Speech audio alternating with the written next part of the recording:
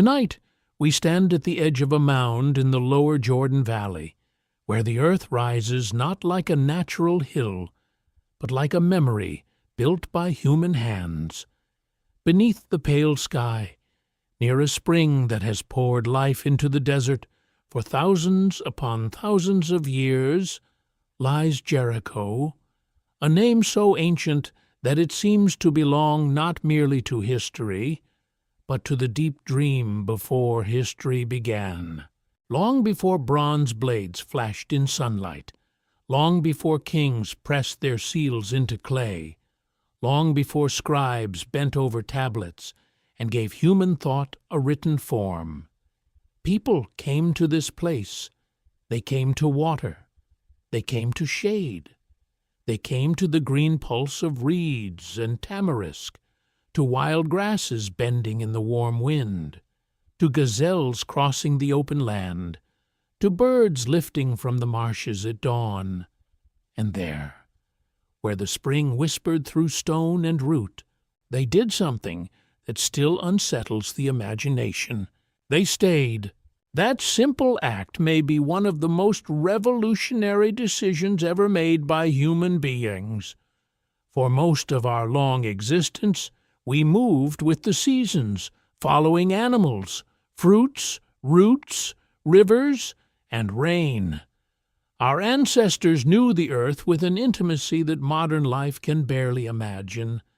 They read tracks in dust, tasted the air for weather, and understood stone, bone, wood, and fire as the alphabet of survival. Yet at Jericho, around 11,000 years ago, perhaps earlier in its first stirrings, human life began to gather into something more permanent, more concentrated, more difficult to explain. Archaeology does not give us a single dramatic doorway into this world. It gives us fragments, charcoal flecks sealed in ancient floors, mud brick walls pressed into layers of compacted soil, stone tools shaped by practiced hands, burials placed beneath houses, the remains of grains and animal bones, and most astonishing of all, a great stone tower and a wall, rising from a world that many once imagined to be too simple, too scattered, too primitive for monuments. But Jericho stands against such assumptions. Through radiocarbon dating, archaeologists have placed parts of the earliest major settlement deep in the pre-Pottery Neolithic period, a time before ceramic vessels became common, before written records, before states, before palaces, before professional armies, before the familiar machinery of civilization. Through stratigraphic excavation, layer by layer, trench by trench, the mound has revealed that this was not a passing campfire place, not a brief refuge used by wandering bands and then forgotten. It was a settlement of repeated building, repair, burial, abandonment, return, and transformation. The soil itself is the archive. In the 20th century, one of the most important figures in uncovering this archive was Kathleen Kenyon, whose excavations at Tel Ez-Zoltan, the ancient mound of Jericho, changed the way scholars understood the site. Her methods were disciplined and exacting. Instead of stripping away broad surfaces in search of spectacular objects, she cut deep, controlled trenches into the mound, allowing the stacked history of Jericho to reveal itself in vertical sequence. Each layer became a page, each floor a sentence, each wall line a half-preserved thought from a vanished mind. And what those layers suggested was extraordinary. At the base of this ancient settlement lay evidence for a human community that had already mastered permanence in a fragile world. Its people built rounded houses from mud brick. They created floors, hearths, and storage spaces. They shaped stone blades through lithic analysis that today reveals patterns of skill, selection, and repeated practice. They gathered and cultivated plants. They lived in numbers larger than a small wandering family group, and somehow, by labor that must have required coordination, intention, and shared belief, they raised great stone architecture. Here, in the warm hollow of the Jordan Valley, we find a question that refuses to sleep. What is civilization? For a long time, the answer seemed obvious. Civilization meant cities, writing, kings, taxation, organized religion, temples, walls, trade, and social hierarchy. It meant river valleys such as the Nile, the Euphrates, the Tigris, the Indus, and the Yellow River. It meant agriculture first, then surplus, then administration, then states. It was a tidy ladder rising from simplicity toward complexity. Jericho makes that ladder tremble, because here we find something earlier. Not a city in the later sense, perhaps not a state, perhaps not an urban center in the full historical meaning of the word, but certainly not a simple camp. It was something in between, something that challenges the language we use, a threshold community, a place where the old world of foragers and the new world of settled life met in the dust, where gods and mortals once walked the earth in ways we can now only infer from bones, stones, and silence. The people of early Jericho left no royal inscriptions. No king tells us he conquered the valley. No priest records the names of the dead. No poem survives to praise the spring. No mother's song was written down. No worker carved his complaint into clay. The voices are gone, and yet the evidence speaks in another manner. It speaks through architecture. A wall means effort. A tower means planning. Rebuilt houses mean attachment to place. Burials beneath floors mean memory tied to household and ground. Plastered skulls, found in later Neolithic layers, mean the dead did not vanish entirely from the social world of the living. They were remembered, shaped, displayed, perhaps invoked, perhaps feared, perhaps loved. In such practices, we glimpse not crude superstition, but a profound human question. Where do the dead go, and why do they remain so near? Still, for the most part, secrets remain hidden. No excavation can restore the sound of the morning in that first settlement, but we may imagine it carefully. The sun rises over the eastern heights. Smoke thins above low houses. A child wakes on a floor smoothed by hand. Someone grinds grain with a stone tool, the rhythm soft and repetitive. Someone else walks toward the spring with a container of skin, basketry, or wood. Men and women move through narrow spaces between structures. Dogs may linger near refuse. Birds cry above the water. Beyond the settlement, the land opens into danger and abundance. There are wild animals. There is heat. There is hunger. There are strangers. There is disease. There is drought waiting somewhere beyond the horizon. And yet the people remain. This is the mystery at the heart of Jericho. Not merely that it existed, but that it existed so early. Not merely that people gathered, but that they built, remembered, defended, organized, and endured before the world had written history to explain itself.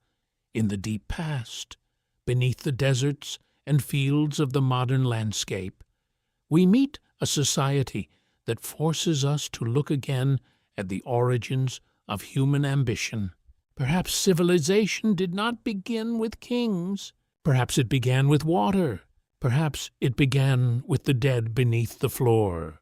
Perhaps it began when a group of people looked at a spring in a hard land and decided that wandering was no longer enough. Answerless, adrift to ponder, we stand before Jericho as before an ancient door. Behind it lies a world without writing, but not without thought, a world without empire, but not without order, a world without recorded names, but not without memory. Only time will tell what future discoveries will be made, and what deeper layers may yet wait beneath the mound beside the spring. So, before you get comfortable, take a moment to like the video and subscribe, but only if you genuinely enjoy what I do here. And as the night gathers softly around us, right where you are watching from, and the local time where you are, as we begin our journey into Jericho, the civilization that existed before history, the mound beside the spring does not announce itself with grandeur at first sight. It is not a mountain of polished stone, nor a palace with columns reaching toward heaven, nor a broken avenue of statues staring into eternity. It rises quietly from the earth, a swelling of dust and buried walls, a patient accumulation of human presence. To the hurried traveler, it may seem like little more than an ancient hill. But to the archaeologist, to the historian, to anyone willing to listen to the ground, it is a layered monument to one of the boldest choices ever made by humankind. Tel es-Sultan stands in the lower Jordan Valley, near the life-giving spring traditionally known as the Spring of Elisha. The land around it is severe and luminous. The air can shimmer with heat. The hills beyond the valley carry the pale colors of stone, ochre, and sun-bleached earth. Yet around the spring, life gathers as if summoned. Water breaks the logic of the desert. It allows trees to root. It draws animals. It invites birds, insects, people, and memory. In such a place, survival could become repetition, and repetition could become belonging. A tell is not a natural hill in the ordinary sense. It is a mound formed by human occupation, where one generation builds upon the remains of another. A wall collapses, and the next wall is raised over it. A floor is swept, used, cracked, abandoned, and sealed beneath a later floor. Hearth ash turns to a gray stain in the soil. Refuse pits fill with bone, seed, and broken stone. Houses decay. Roofs fall in. Mud brick returns to mud. Then new hands arrive, shaping the same earth into shelter once again. This is how a tell grows, not in a single act, but through persistence. At Jericho, the mound became a vertical memory of habitation. Its layers preserve traces of changing lives across vast stretches of time. To dig into such a place is not simply to descend through soil.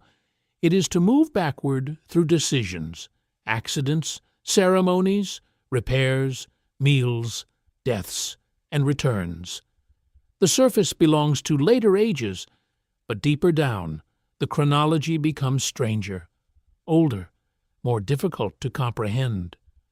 The familiar world of written history fades, the great kingdoms vanish, bronze disappears, pottery disappears, names disappear, yet human intention remains. The spring is the key. Without water, the story collapses. The lower Jordan Valley is part of a dramatic landscape shaped by geology, climate, and movement.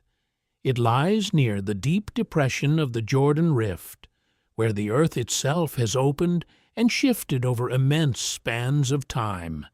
This geography created a region of sharp contrasts, fertile pockets and barren slopes, wet places and scorched expanses, abundance and danger existing within sight of one another. A permanent water source in such a world would have been more than convenient. It would have been magnetic. People moving through the landscape would have known every dependable source of water. They would have marked them not on maps, but in memory, story, route, and seasonal habit. A spring was not merely a place to drink.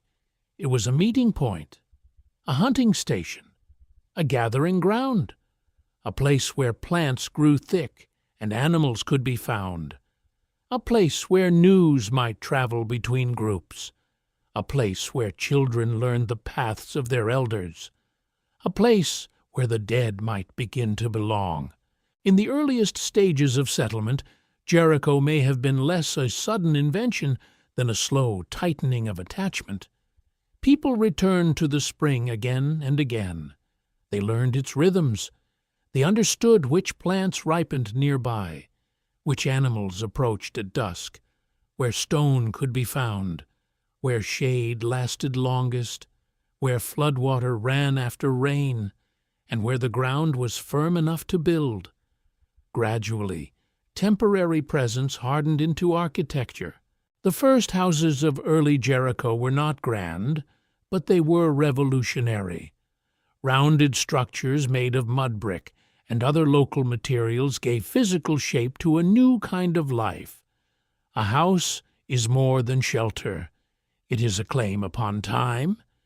It says that someone expects to wake here tomorrow, and perhaps the day after, and perhaps through the turning of seasons. It gathers possessions. It protects food. It creates inside and outside. It separates the domestic world from the wild. It teaches children that one patch of earth is not like all others. In a mobile life, identity travels with the body, the family, the tools, the stories carried in memory. In a settled life, identity begins to sink into place. Walls become familiar. Floors remember footsteps. Hearths hold ash from yesterday's fire. The dead, when placed beneath or near the living spaces, deepen that bond still further. The settlement becomes not only where people live, but where their ancestors remain. The mound grew because the place mattered. Stratigraphic excavation reveals this with uncommon force. Instead of seeing Jericho as a single city frozen in one famous moment, we must see it as an immense stack of human experiments. Each layer records a condition of life, a version of society, a response to weather, food, fear, memory, and belief. The deeper the excavation goes, the more radical the evidence becomes, because the oldest inhabitants were shaping a settled world before many of the expected signs of civilization had appeared. The absence of pottery is especially haunting. Pottery is so closely associated with ancient domestic life that its absence can make the early Neolithic feel almost impossible. Yet, before clay vessels became common, people still stored, carried, cooked, sorted, and prepared. They used baskets, skins, wooden containers, stone bowls, plastered installations, and methods that rarely survive in the archaeological record. The missing materials remind us that much of early life has vanished because it was made from things that decay. Wood rots, fiber disappears, leather returns to the earth, voice dissolves at once, stone remains, mud brick sometimes remains, burials remain, burned seeds remain. From these survivals, archaeologists reconstruct an invisible world. Lithic analysis reveals how stone tools were made and used. Microscopic marks can suggest cutting, scraping, harvesting, or hide working. Plant remains hint at gathering and cultivation. Animal bones reveal hunting choices, diet, environment, and sometimes ritual behavior. Soil deposits show rebuilding, erosion, burning, abandonment, and renewal. The tell is mute only to those who do not know how to read it, and still, the reading is never complete Imagine the settlement at dawn.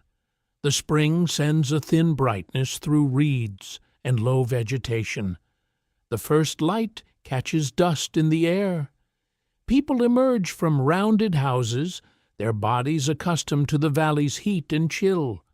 Some walk toward fields or stands of wild grain. Others prepare tools, tend children, sort food, repair walls, or carry water. The soundscape is intimate. Grinding stone, footfall, bird call, whispered instruction, the crackle of fire, the restless movement of animals beyond the settlement's edge. There is no writing here, but there is knowledge. There is no palace, but there is organization. There is no visible throne, but there are shared routines strong enough to hold many lives together. The people of the mound lived in a world where survival demanded intelligence at every hour. They were not waiting to become human in some later age of kings and temples.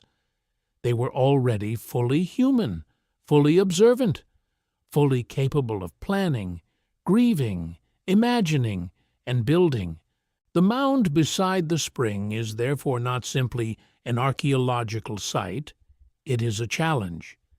It asks whether civilization should be measured only by writing and monuments, or whether its first signs appear whenever people begin to bind memory, labor, and landscape into a common life.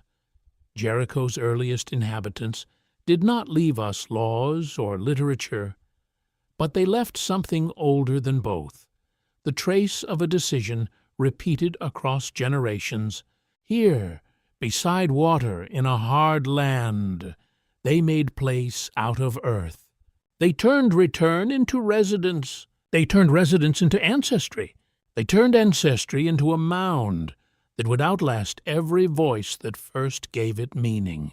Still, for the most part, secrets remain hidden beneath the dust. The spring continues to flow, indifferent and eternal in its rhythm, while the buried settlement holds its silence, answerless, adrift to ponder. We look upon the tell and understand that some of humanity's deepest beginnings were not written on tablets, but pressed into mud, stone, ash, and bone. Only time will tell what future discoveries will be made. The modern story of Jericho's deep past was not uncovered in a single burst of revelation. It emerged slowly, from dust, discipline, argument, and the patient descent of the trowel. For centuries, the name Jericho had lived in the imagination as a place of walls, trumpets, conquest, and sacred memory. It belonged to scripture, legend, pilgrimage, and the long echo of ancient storytelling. But beneath those remembered walls lay older walls, and beneath those older walls lay a silence so vast that it belonged to a world before writing. To reach that silence, archaeology had to become more than treasure hunting. In the early days of excavation across the Near East, many explorers sought temples, statues, inscriptions, gold, and dramatic confirmations of ancient texts. The earth was often opened with speed and appetite. Great trenches cut through sites in pursuit of visible splendor. Fragile layers were sometimes lost before anyone understood what they contained. A beautiful object might be saved while the soil around it, the very soil that gave it meaning, was discarded. But Jericho required a different kind of listening. The mound was not merely a container of artifacts. It was itself the artifact.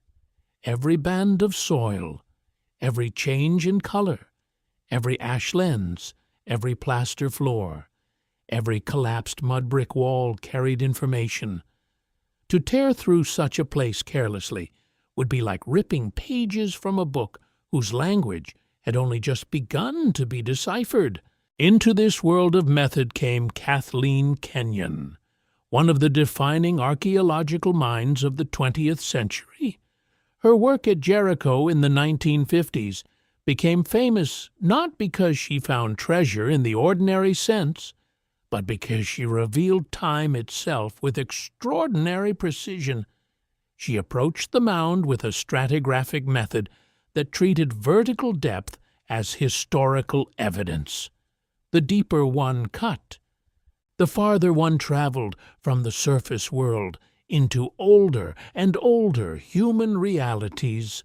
Her trenches became windows. They were narrow, controlled, severe, and revealing. Rather than peel the mound away broadly and risk losing its sequence, Kenyon and her team cut deep exposures through the tell, studying the layers like the rings of an ancient tree. Walls appeared in section. Floors crossed the trench faces like lines of memory. Burn layers marked disturbance. Deposits of occupation showed where people had lived, rebuilt, abandoned, and returned. The great mound began to surrender not just objects, but chronology. This mattered profoundly.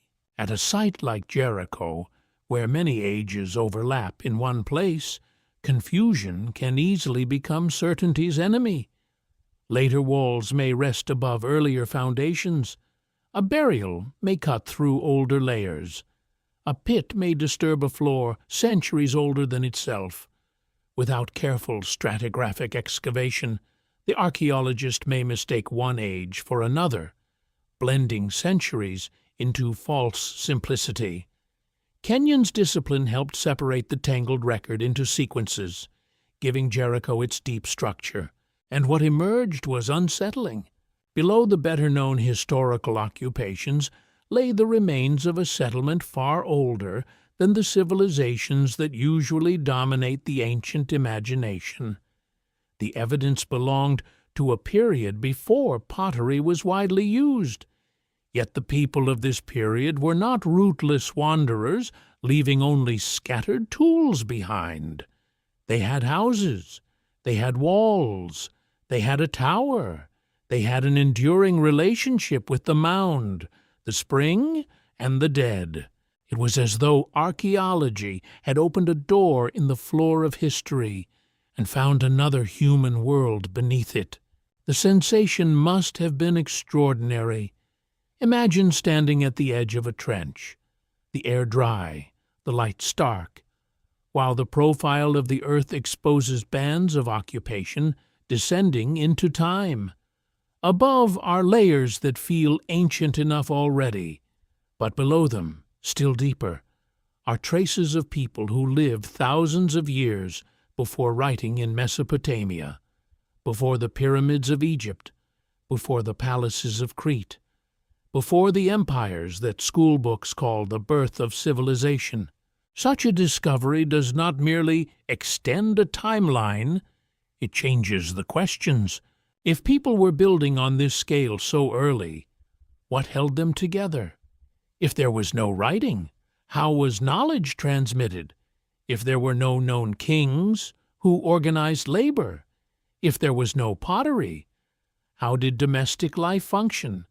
If settlement came so early, did farming cause permanence, or did permanence help make farming necessary?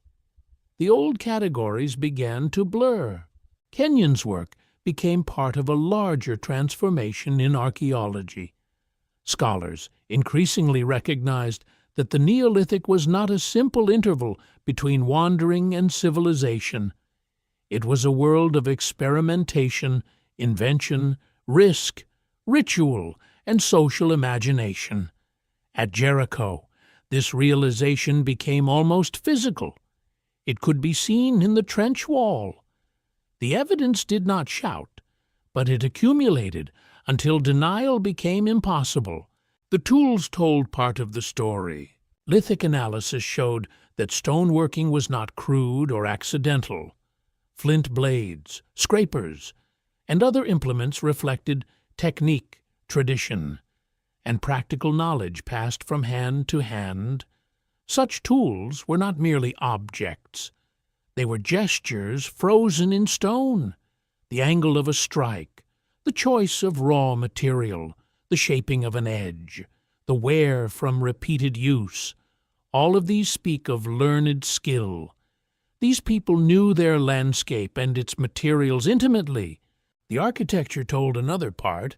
Mud brick walls require planning. Mud must be gathered, mixed, shaped, dried, carried, set in place, repaired, and replaced. Even rounded houses implied decisions about space, shelter, movement, privacy, storage, and the organization of daily life. The larger stone structures imply still more. Stones must be selected, moved, fitted, and raised through collective labor. Such work demands not only strength, but agreement. People must share time. They must accept obligation. They must believe that the work matters. The burials added a deeper mystery. Human remains found in domestic and settlement contexts suggested that death was not always removed to a distant world.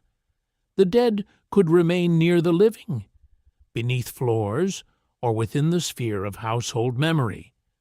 Later, Neolithic practices at Jericho, including the treatment of skulls with plaster and shells, would become some of the most haunting evidence ever recovered from the ancient Near East. These were not random remains. They were acts of memory shaped by hands. Here, archaeology becomes intimate. A tower may astonish because of scale, but a buried skull stares more quietly into the human heart. It suggests grief, ancestry, reverence, fear, continuity, or perhaps all of these braided together. In a world without written prayers, the treatment of the body becomes a kind of theology. The house becomes a shrine of memory. The floor becomes a boundary between breath and silence. Still, for the most part, secrets remain hidden. Kenyon did not solve Jericho. No archaeologist has. She gave the world a clearer, stranger, older Jericho than the one imagination had inherited. She showed that the mound held not one story, but many, layered one beneath another like sleeping generations. She demonstrated that scientific method could deepen wonder rather than diminish it. Radiocarbon dating, stratigraphic excavation, material analysis, and careful recording did not strip the site of mystery. They made the mystery more precise. This is the power of archaeology at its best. It does not merely collect things, it restores difficulty. It refuses easy myths and easy dismissals alike. It asks us to stand humbly before evidence, to admit that the past was neither simple nor silent, and that people without writing may still have possessed worlds of meaning as deep as our own. In the trench at Jericho, history became vertical. The eye moved down through soil and entered the long night before names. Each layer removed the comfort of familiarity. Each discovery pressed the human story farther back into a time when settlement, ritual, labor, and memory were already transforming the earth.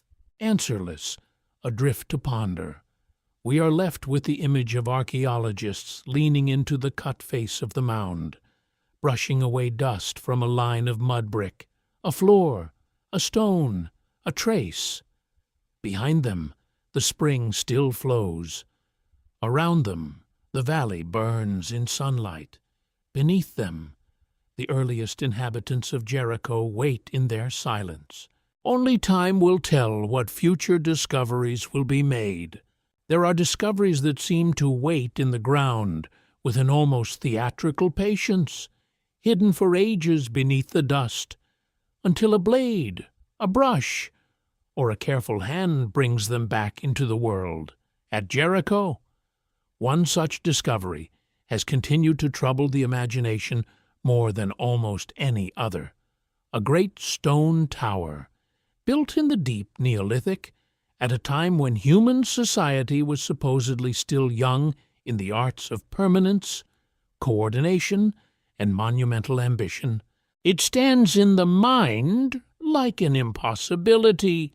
The tower was not built in the age of iron. It was not raised by a king whose name was carved into a victory inscription. It did not belong to a kingdom with chariots, scribes, palace officials, and tax collectors. It rose from a period before pottery became common, before writing, before the recognizable forms of state power that later civilizations would use to organize armies, labor, and belief. And yet there it was, made of stone, massive, deliberate, and astonishingly early. To understand why it matters, one must first imagine the human world in which it appeared. Around the settlement lay a landscape of heat, water, reeds, fields, animals, and open danger. The people of Jericho lived close to the earth in a way that modern minds can hardly sustain. Their days were shaped by grinding grain, tending stores, watching skies, repairing walls, caring for children, preparing tools, gathering plants, hunting, cooking, burying, remembering, and enduring. Their technology was made of stone, wood, bone, fiber, plaster, and mud brick. Their knowledge was immense, but it was not written down, and into this world they brought stone upon stone. The tower has often been described as one of the earliest known monumental stone structures. It was built inside or against a great wall, its circular mass rising from the settlement's ancient defenses or boundaries. Within it was a staircase, narrow and enclosed, leading upward through the stone body of the structure. That staircase is one of the most haunting details. It means the tower was not simply a heap or platform. It had interior space. It was meant to be entered, climbed, experienced from within. A staircase changes everything. It implies movement designed by builders for other human bodies. It implies that someone knew how the structure would be used, or at least how people would pass through it. Each step required shaping, placement, and intention. The body of the climber was anticipated by the mind of the builder, even now, thousands of years later. The staircase invites the imagination to follow. One can almost feel the enclosure of stone, the dimness, the warmth trapped in the walls, the upward pressure of movement, the breath deepening as the steps ascend. What did someone see at the top? Perhaps the settlement below, with its roofs, lanes, smoke, and people moving in sunlight. Perhaps the spring and its green surroundings, bright against the harsher land. Perhaps animals approaching in the distance. Perhaps the western sky at sunset. Perhaps nothing practical at all, but something symbolic, something charged with meaning in a world where height, stone, enclosure, and ascent may have spoken in ways that have been lost. This is where the tower begins to resist simple explanation. One possibility is defense. A wall and tower seem to modernize, naturally military. They suggest watchfulness, exclusion, danger, and the fear of attack. Jericho may have needed protection from hostile groups, raiders, animals, or unpredictable movement through the valley. A large settlement with stored food would have been attractive. Grain, tools, water access, and people themselves represented wealth before coins and markets. The presence of substantial architecture may therefore hint at competition and conflict already emerging in early settled life. Yet the defensive explanation does not answer everything. Some scholars have wondered whether the wall might also have helped control floodwater or erosion coming from nearby slopes. In this view, stone architecture was not only about enemies, but about landscape. A settlement near a spring in a valley must manage water, mud, seasonal runoff, and the damage that sudden flows can bring. If so, the people of Jericho were not merely defending themselves from people. They were negotiating with nature, using architecture to hold back the violence of earth and water. But the tower still exceeds convenience. It may have served as a marker of communal identity. A monument does not need a king to matter. It may bind people together precisely because everyone knows the labor it required. To build such a structure, many hands must cooperate. Stones must be quarried or gathered, moved, lifted, and arranged. Workers must be fed. Time must be taken away from other tasks. Decisions must be made and remembered. The tower becomes a physical testimony that the community can act as one body. That alone is revolutionary. In small mobile groups, cooperation is constant, but large-scale building changes the nature of social obligation. It creates projects that outlive daily need. It asks people to work for something abstract: protection, memory, prestige, ritual, identity, fear, hope. A tower is not a meal. It is not a blade. It is not a basket. It is a statement in stone. Even if its exact statement is lost, the effort remains visible. Perhaps it was also ritual. Ancient architecture often carried meanings that cannot be separated into neat modern categories. A wall might defend and define. A tower might watch and symbolize. A staircase might serve practical access and ceremonial movement. In early settled life, the sacred and the practical were likely intertwined. The rising sun, the line of hills, the spring, the dead beneath floors, the seasons of plants, the movements of animals, all may have formed a web of meaning that made certain structures powerful beyond function. The people who built the tower may have looked at stone differently from us. To them, stone was not simply material. It was weight, endurance, memory, difficulty, and permanence. Mud brick decays, wood rots, fiber vanishes, flesh returns to the earth. Stone remains. To gather stones into an ordered form may have been to challenge time itself, to create something that would stand while human bodies came and went like sparks from a fire. There is a solemn beauty in that thought. The tower also forces us to reconsider leadership. Who commanded this labor? Was there a chief, a council of elders, ritual specialists, respected families, or a temporary authority formed only for communal work? Did persuasion matter more than command? Did people build from fear, devotion, obligation, rivalry, or shared memory? Archaeology can reveal the structure, but not the conversation that began it. We cannot hear the voices that argued for the first stones to be placed. Still, for the most part, secrets remain hidden. No inscription explains the tower. No founding plaque announces its purpose. No carved image shows its builders. The evidence is physical, immense, and silent. It demands interpretation, yet punishes certainty. Every explanation captures part of the truth and leaves another part wandering in shadow. Imagine the building of it. The morning begins cool, the valley quiet except for birds near the spring. People gather where stones have been brought. Some bend beneath weight, some shape and fit.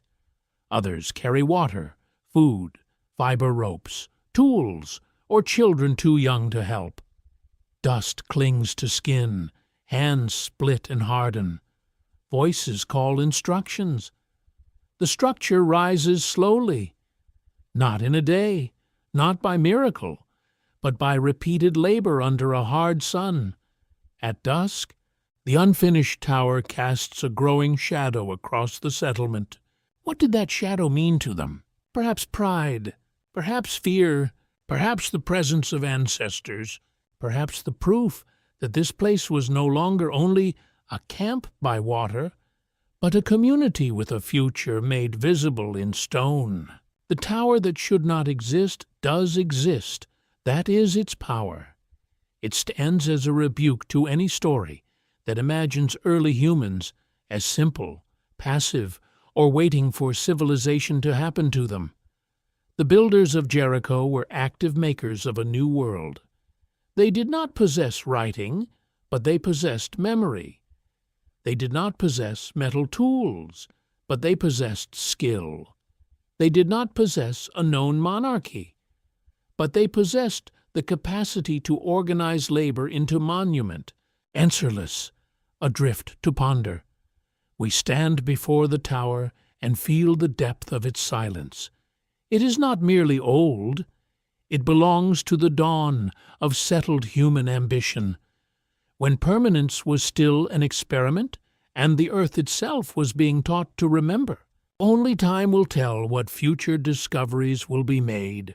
To understand why Jericho took root so early, one must leave the stone tower behind and walk outward into the valley, away from architecture and into climate, water, plants, animals, and the slow violence of changing skies. Human beings do not build in emptiness. Every settlement is an answer to a landscape. Every wall, every hearth, every buried floor begins with a question asked by the earth itself.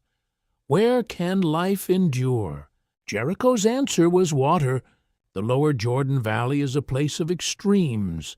Heat gathers there with a heavy stillness. The surrounding slopes can appear dry and unforgiving, their surfaces pale under the sun. Dust rises easily. The light can be sharp enough to make distance tremble. Yet the valley also holds deep fertility where water is present. A spring in such a place does not merely add comfort, it transforms the possible. Around reliable water, plants thicken, animals return, birds settle, people pause, and pause can become habit. In the late Ice Age and the early Holocene, the world was not stable in the way we might imagine. Climate moved like a sleeping giant, turning in vast motions over centuries. Cold and warmth shifted. Rainfall patterns altered. Plant zones advanced and retreated. Human groups living through these changes had to be observant beyond anything most modern people can comprehend. A slight change in seasonal rain could reshape hunting. A shift in grassland could change where animals moved. A dry sequence of years could turn abundance into hunger. Among the great climatic shadows hanging over this period was the Younger Dryas, a return to colder and drier conditions that disrupted environments across much of the world. In the Levant, such changes may have pressed human communities into new forms of adaptation. When familiar resources became less predictable, reliable places became more valuable. A spring that continued to flow during hardship would have been more than a resource. It would have been a refuge, a center of gravity, perhaps even a sacred promise. The people who gathered near Jericho were not helpless before climate. They were students of it. Their survival depended on deep ecological intelligence, when seeds ripened, where tubers grew, which animals came to drink at certain hours, which stones made better cutting edges, which plants healed, which plants poisoned, when clouds over the hills meant rain, when heat meant danger, when storage might determine life or death. They lived by knowledge accumulated across generations. At some point, Within this world of close observation, the relationship between people and plants began to change. Wild grains had long been gathered by human hands. The act of collecting seeds is ancient, and it requires skill. One must know when the grain is mature, how to harvest it, how to process it, how to separate husk from food, how to store it, and how to protect it from insects, damp, and animals. At first, people gathered what the landscape offered, yet repeated gathering, selective harvesting, and the disturbance of soil around camps and settlements may have slowly altered the plants themselves. Human attention became an evolutionary force. This was not farming as a sudden invention.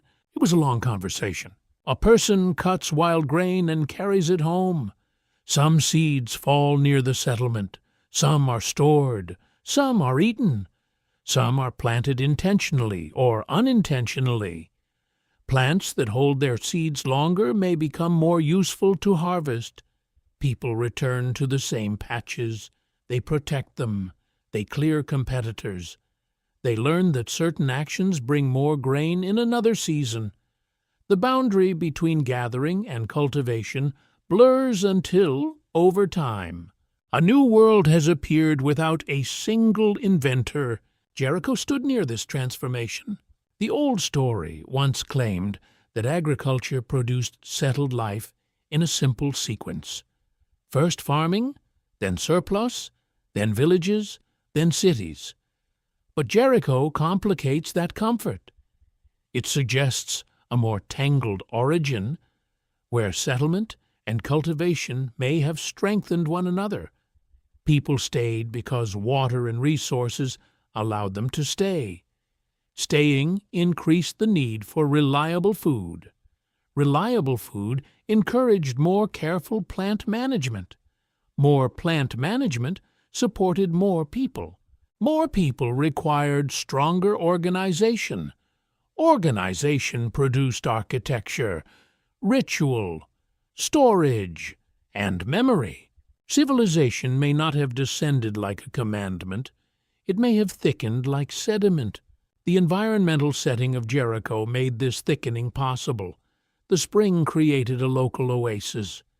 Nearby zones offered different resources within reach: wetland plants, wild cereals, game animals, stone sources, and seasonal roots. Such ecological variety is powerful.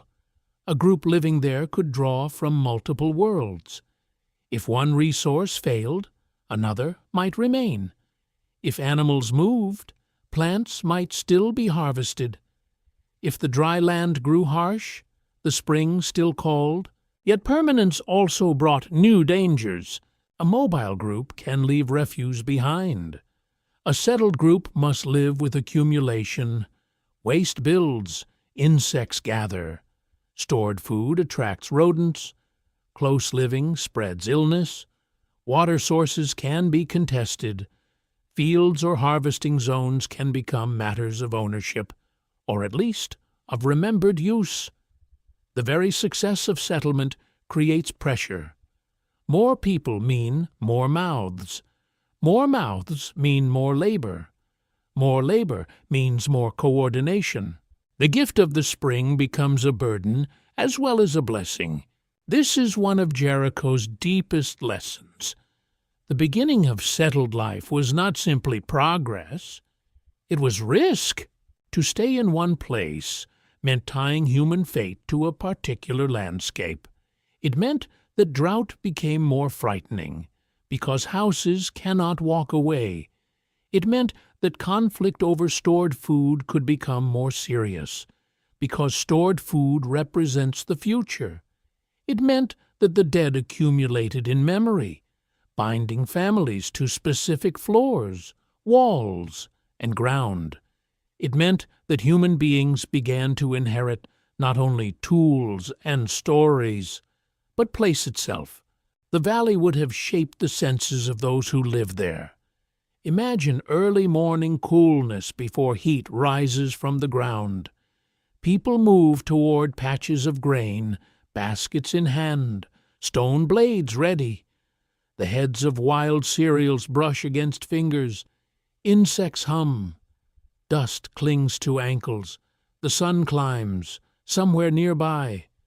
Gazelles lift their heads and vanish into open land. At the spring, water glints beneath vegetation. Children watch and learn, absorbing the map of survival through repetition. The work of food is slow and relentless. Grain must be cut, carried, dried, beaten, winnowed, ground, cooked, and guarded. Every mouthful contains labor. The grinding stone becomes one of the quiet engines of Neolithic life. Its sound is not dramatic, but it is foundational. Stone against grain, rhythm against hunger, morning after morning. The body bends, shoulders ache, hands roughen. Dust from ground grain rises and settles. Food becomes culture through effort. Hunting did not vanish when cultivation grew more important.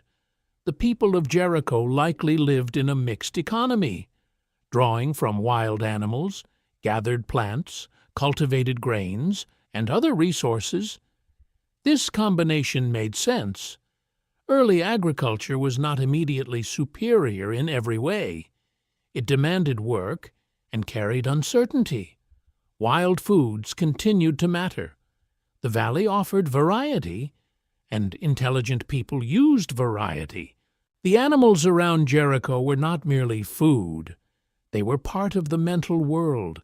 Gazelles, birds, foxes, wild cattle, and other creatures moved through the same landscape as humans, tracks near water, bones in refuse, hunting injuries, hides, horns, sinews, and stories would have woven animals into daily thought. The boundary between practical and symbolic life was likely thin.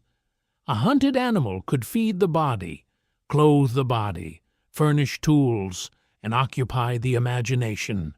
Climate, water, grain, and animals together formed the hidden foundation beneath Jericho's visible remains. The settlement was not an accident.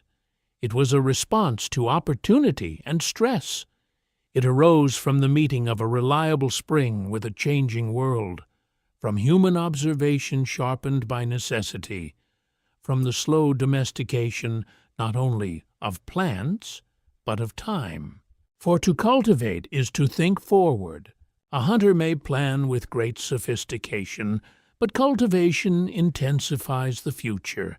Seeds are acts of trust. Storage is a wager against hunger. A house is a promise of return.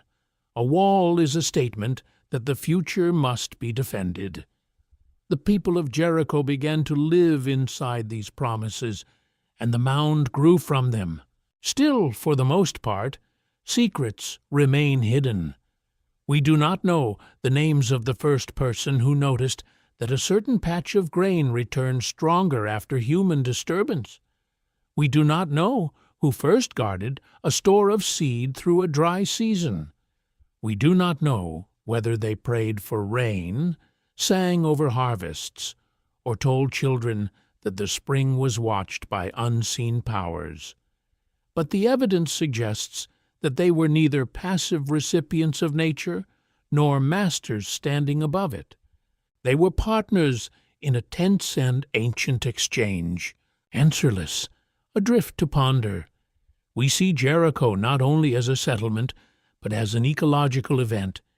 It was a place where climate, water, plants, animals, stone, and human memory converged. In that convergence, a new form of life began to gather strength, fragile at first, then more enduring, like a flame cupped against the wind. Only time will tell what future discoveries will be made.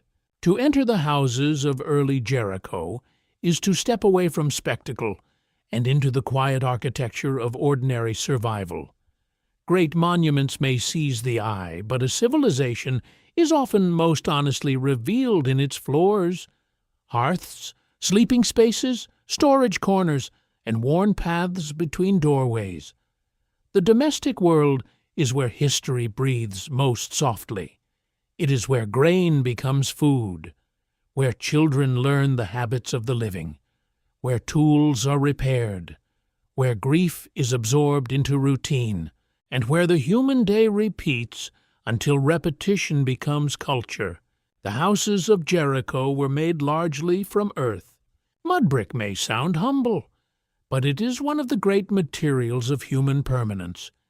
It begins as soil mixed with water, shaped by hand, strengthened with plant matter or grit, and dried beneath the sun. It is local, practical, adaptable, and deeply tied to landscape. To build with mud brick as to transform the ground itself into walls. The settlement does not merely rest upon the earth, it rises out of it. The earliest houses were often rounded, their walls curving gently around interior space. Later forms would become more rectangular in many Neolithic communities, but the rounded house belongs to a very old architectural imagination. It encloses without sharp division. It gathers the family or household into a circular shelter, a warm container of life. Within such spaces, the line between sleeping, eating, storing, working, and remembering may have been fluid. A house was not divided into specialized rooms in the manner of later urban dwellings. It was a center of activity, protection, and meaning. Picture the interior. The light is low. It enters through a doorway, roof opening, or small gap, moving slowly across a plastered floor. The air smells of dust, smoke, stored grain, human skin, dried plants, and the faint sourness of use. Against the wall lie tools of stone and bone. A grinding stone rests near a place where grain is processed. Baskets may stand in shadow, though the baskets themselves rarely survive for archaeologists to find. A hearth contains ash from fires lit and extinguished across countless mornings. The roof above may be made of beams, reeds, matting, and packed earth, sheltering the household from sun, wind, and night cold. Such houses were not static. They aged, walls cracked, floors wore thin, roofs leaked, smoke stained surfaces, insects entered, children damaged things, rain softened edges, new plaster was added, floors were renewed, old features were covered. The house, like the body, required care. Maintenance was not separate from life. It was part of life, a rhythm as necessary as eating. This is one of the most overlooked revolutions of settlement: repair. A mobile shelter may be taken down, carried, abandoned, remade elsewhere. A permanent house demands repeated attention in one place. Its weakness draws people back. Its needs organize labor. A crack in a wall becomes a reason to gather mud. A damaged floor becomes a task for hands and knees.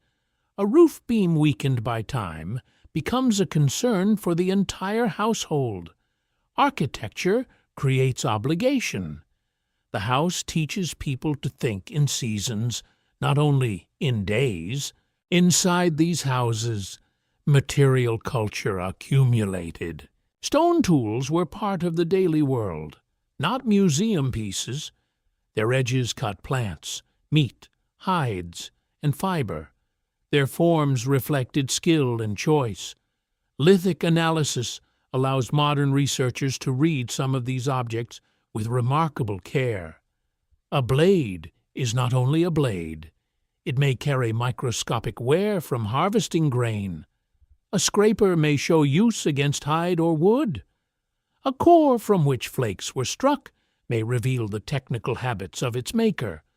The hands are gone, but the sequence of blows remains in the stone like a memory of motion. Grinding stones tell an even more intimate story. They are heavy, patient objects. They speak of repeated labor, especially the transformation of grain into meal. Their surfaces become smoothed, hollowed, polished by use. To grind grain is to place the body into a cycle of pressure and endurance. Knees, wrists, shoulders, and back participate. The sound of grinding would have been one of the signatures of settled life, low, steady, almost hypnotic. It is easy to imagine it beginning before sunrise, when the air was still cool, and continuing as light spread across the settlement. Food storage changed the emotional atmosphere of human life. A store of grain is more than nutrition. It is hope made visible. It is the future gathered into a container. It can calm fear, but it can also create new anxiety. It must be protected from damp, insects, rodents, thieves, and fire. It may belong to a household, a kin group, or perhaps a wider community. It may create generosity, envy, obligation, and power. Once food is stored, the question arises: who controls it? Who receives it? And who decides when it is used? In the houses of Jericho, we may be seeing the early formation of domestic wealth, not wealth in gold or silver, but in grain, tools, labor, knowledge, and memory. Some households may have been better supplied than others.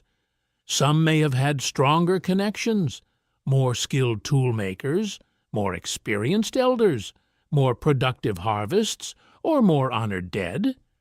Archaeology must move carefully here because the evidence is fragmentary.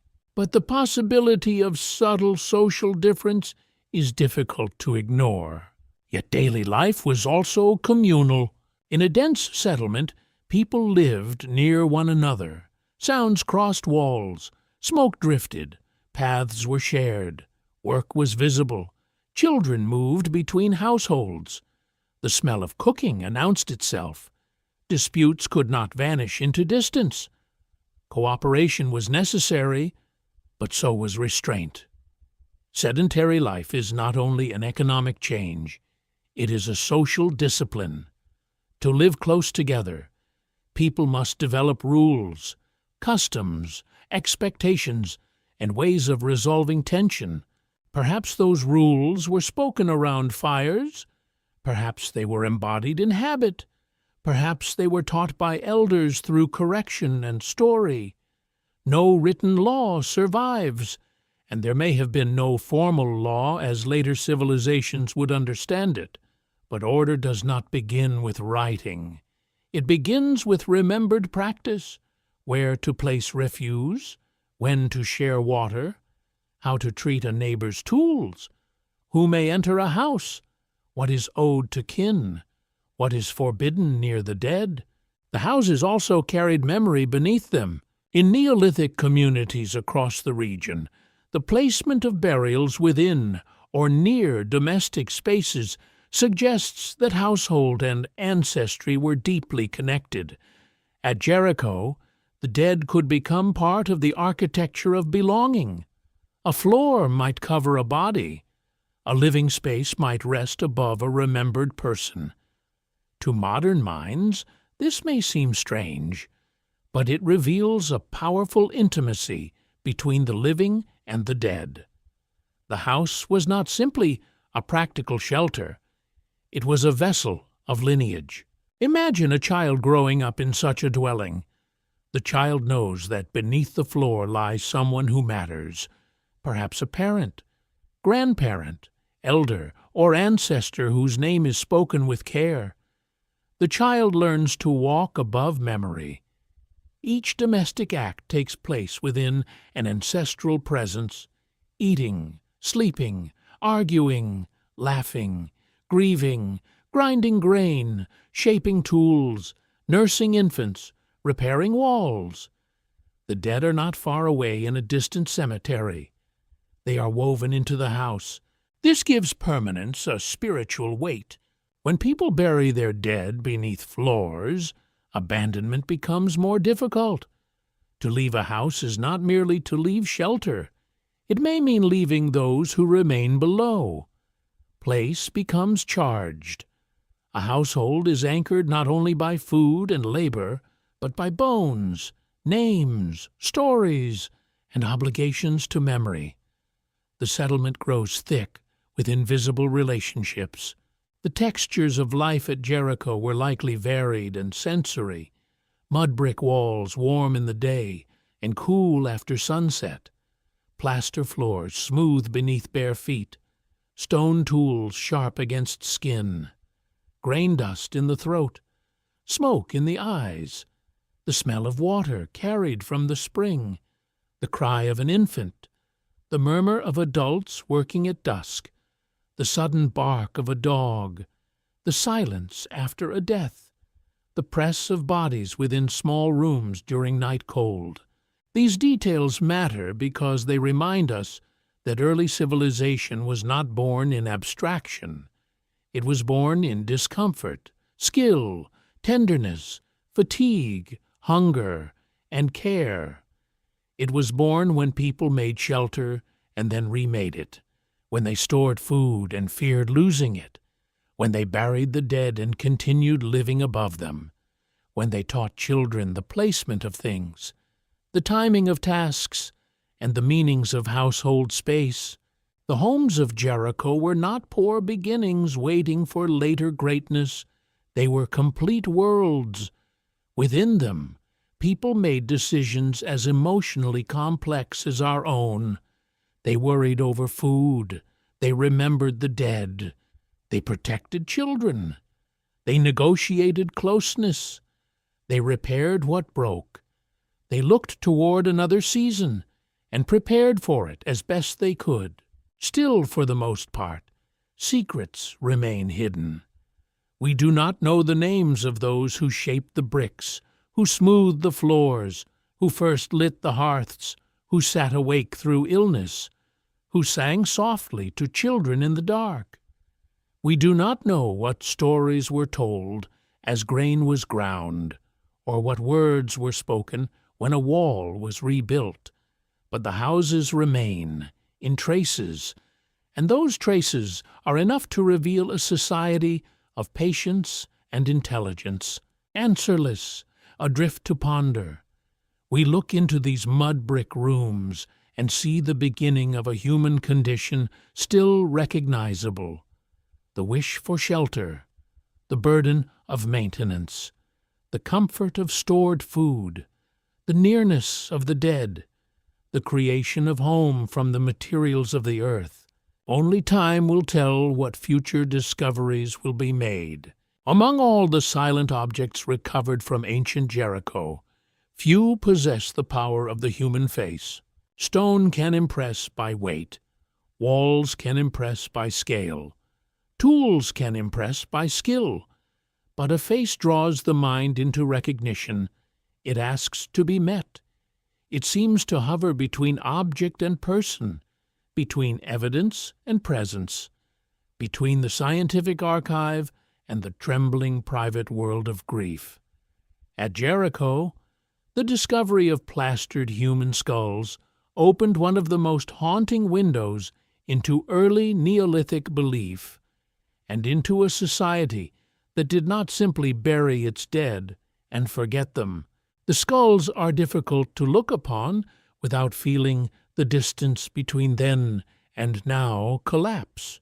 They were human skulls, separated from the body after death, covered with plaster, shaped to restore the contours of a living face.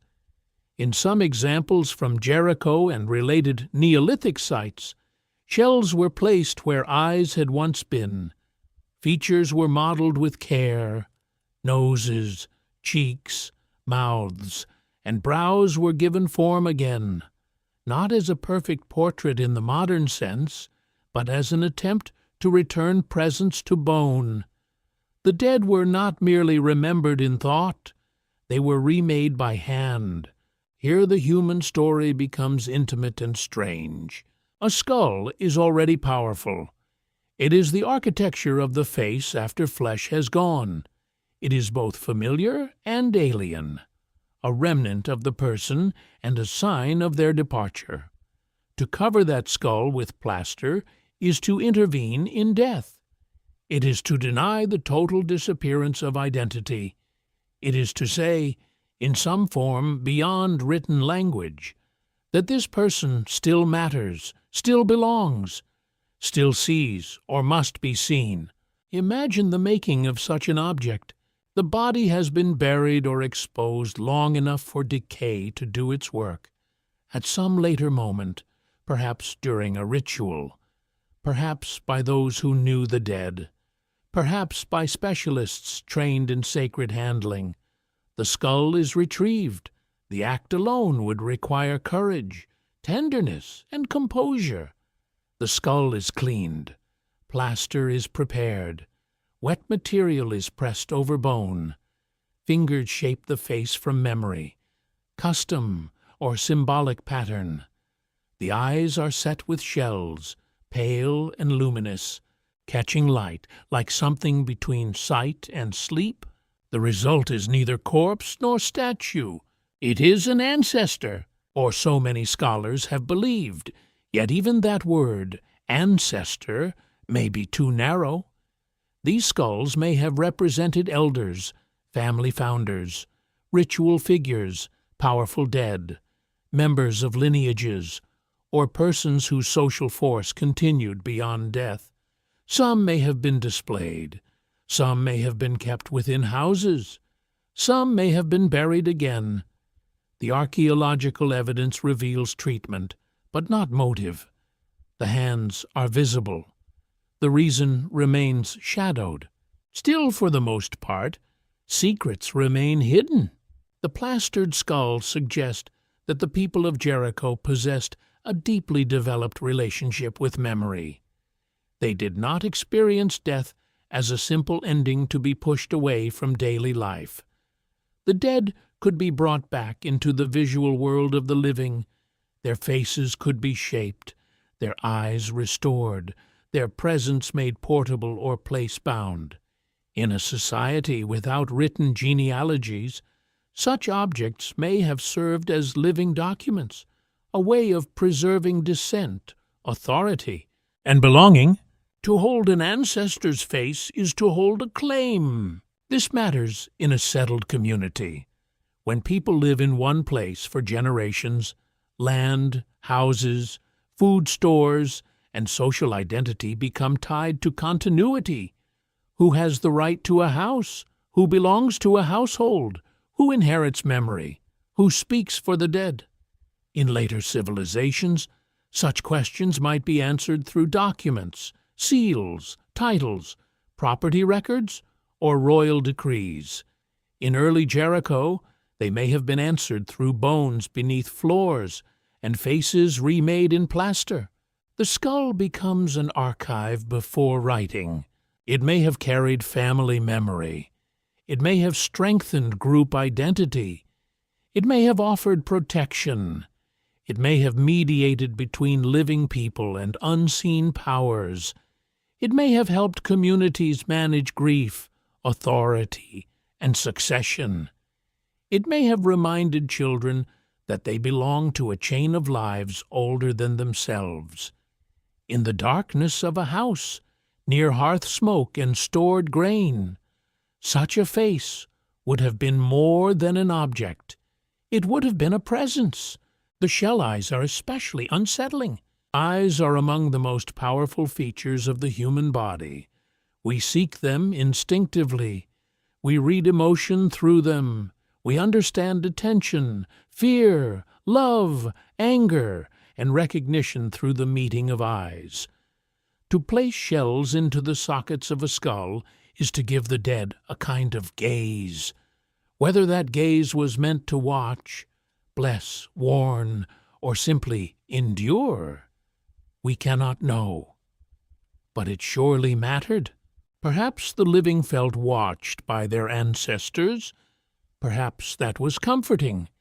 Perhaps it was terrifying. Perhaps both.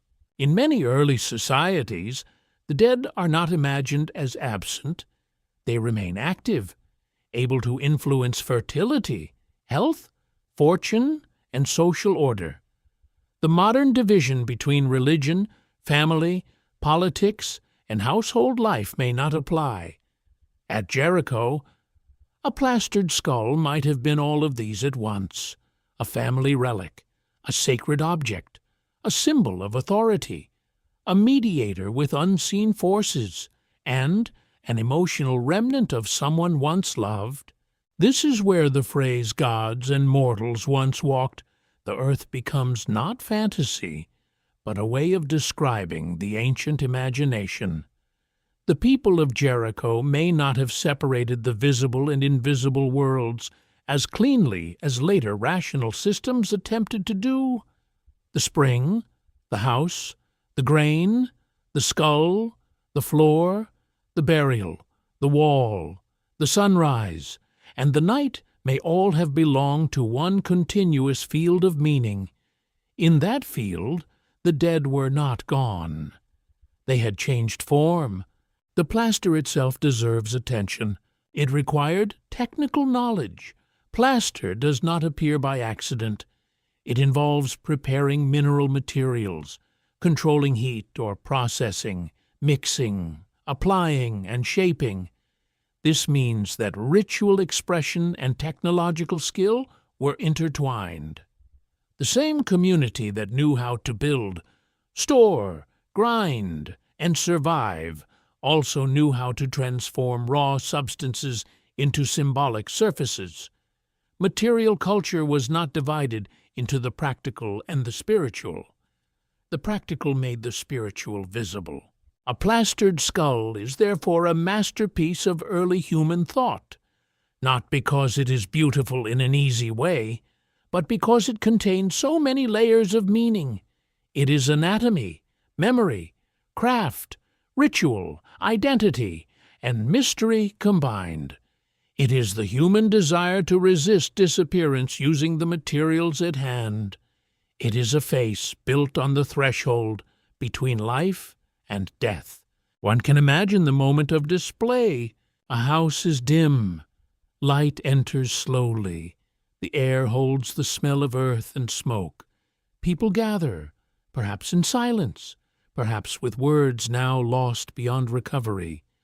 The skull is brought forth or uncovered.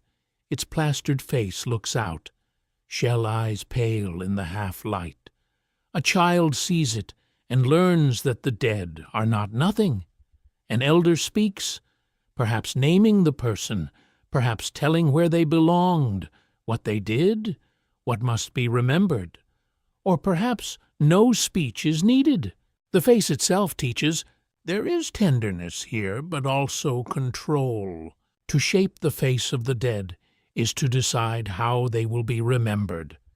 The maker chooses the features, the expression, the materials, the moment of revelation.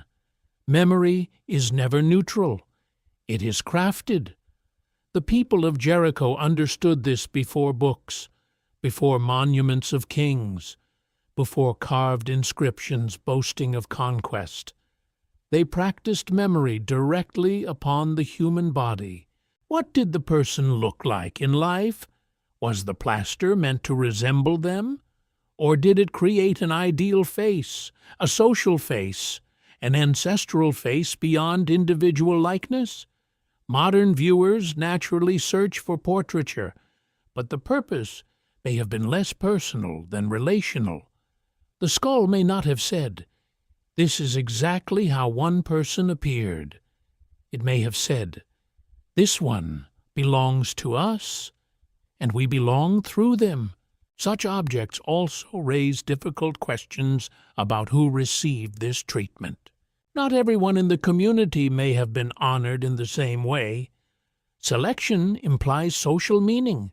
Were these skulls mostly elders, leaders, men, women, founders, healers, ritual authorities, beloved relatives? Without written explanation, certainty escapes us. Yet the very act of selection hints at remembered status. Some dead became more visible than others. Some faces were restored. Others remained buried in silence. This may reveal early forms of social distinction, not necessarily kingship, not necessarily rigid hierarchy, but differences in memory and ritual importance. In the long prehistory of inequality, such distinctions matter.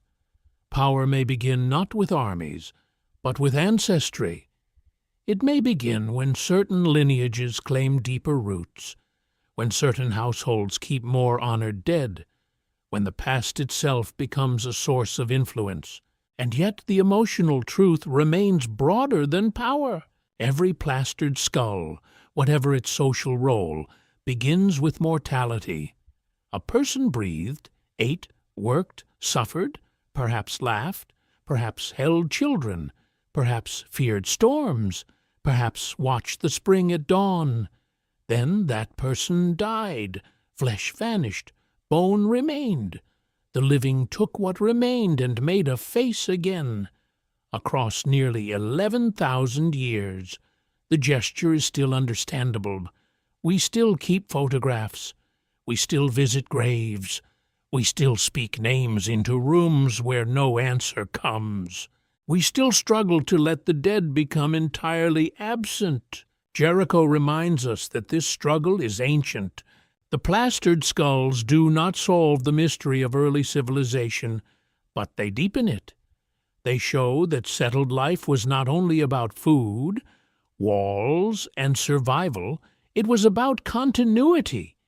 It was about the living arranging themselves around the dead, and perhaps allowing the dead to arrange the living in return. A community that remembers in this way has already entered a profound symbolic world, answerless, adrift to ponder. We look into those shell eyes and feel watched by the beginning of human memory. The faces are silent, but their silence is not empty. It is full of grief, authority, craft, and the long desire to be known after death. Only time will tell what future discoveries will be made. A people without kings are not a people without order. This is one of the hardest truths to carry into the deep past, because later history has trained the imagination to look for authority in familiar shapes: thrones, crowns, palaces, temples with gatekeepers, armies with commanders, scribes keeping accounts, tax collectors measuring grain, priests speaking from raised platforms, kings carved larger than ordinary humans upon walls of stone. Yet, at early Jericho, those signs are absent. No royal name rises from the soil. No palace announces a central household of power. No written law explains who commanded whom. And still the settlement existed. This is the paradox. Jericho required coordination. Houses had to be built, maintained, and arranged. Food had to be gathered, cultivated, processed, stored, protected, and shared. Water had to be accessed. Conflicts had to be contained. Burials had to be performed. Ritual objects had to be made and remembered. Large architecture required labor beyond the strength of a single household. Something held the community together, but it may not have been kingship. The absence of kings invites a more subtle question: how do human beings organize themselves before formal government? The answer begins with kinship. In early settled communities, family relationships likely formed the first structure of belonging. People knew who had been born to whom, who had married into which household, who owed labor, who shared food, who had rights to certain spaces, who cared for children, who mourned which dead. Kinship is not merely biology. It is a system of memory, duty, alliance, inheritance, and obligation. Long before written contracts, kinship could bind people with tremendous force. A household at Jericho may have been a political unit as much as a domestic one. It contained labor, memory, food, and ancestors. It may have had respected elders whose knowledge carried authority. A person who remembered past seasons, old disputes, places of water, dangerous families, productive grain stands, and proper ritual conduct would have possessed social power. Age itself may have been a kind of archive. Elders are living libraries. In a world without writing, memory is not decorative, it is survival. The person who can recall when drought last came, how the settlement responded, where food was found, which lineages quarreled, which marriages healed tension, and which rituals marked death becomes essential. Such knowledge does not require a throne to command respect. It needs only to be trusted. Yet elders alone may not explain everything. There may have been ritual specialists, people whose authority came from their relationship with the unseen world. In many societies, the person who knows how to handle the dead, prepare plaster, interpret dreams, mark seasons, speak over illness, or guide communal ceremonies can become powerful without ruling in the later royal sense. At Jericho, where ancestral remains and symbolic practices were clearly important, ritual knowledge may have shaped social life deeply. Such figures may not have stood apart as priests in robes inside stone temples. They may have lived among others, worked like others, eaten like others, and still carried a different kind of influence. Their authority could have been episodic, rising during burial, crisis, harvest, illness, or construction. A ritual specialist might not command every day, but when the community faced fear, death, or uncertainty, their voice may have become central. Another possibility is collective decision-making. Hunter-gatherer communities often have strong traditions of sharing, negotiation, persuasion, and resistance to domination. Early Jericho may have inherited some of these social habits, even as settled life changed the conditions around them. Decisions might have been made through councils, household meetings, elder discussion, consensus, or public ritual. Labor could have been organized not by coercion, but by obligation, reputation, and shared belief. This matters because cooperation is older than hierarchy. Human beings have always needed one another. The making of a settlement does not automatically produce kings. It may first produce assemblies, alliances, seasonal leaders, respected craftspeople, ritual authorities, powerful households, and complex webs of reciprocity. Jericho may have been governed less by command than by custom, and custom, though invisible in archaeology, can be stronger than law. Imagine a dispute.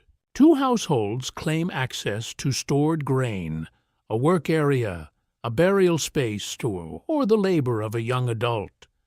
Voices rise. In a mobile life, separation might be possible. In a dense settlement, tension has nowhere easy to go. People must continue living near one another. They will meet at the spring. They will hear one another through walls. Their children will play in the same spaces. Their dead may rest under adjoining floors. So, the dispute must be resolved. How? Perhaps elders gather. Perhaps relatives intervene. Perhaps gifts are exchanged. Perhaps a marriage is arranged. Perhaps a ritual meal restores peace. Perhaps one household loses status quietly. Perhaps the community remembers the offense for years. In such ways, social order forms without written courts. It is not simple. It may be delicate, harsh, intimate, and effective. The rise of settled life likely intensified social pressure. In a small mobile group, Possessions are limited by what can be carried. In a settled village, goods can accumulate. Storage makes difference visible. Some households may have more grain, better tools, stronger walls, more honored ancestors, or greater access to labor.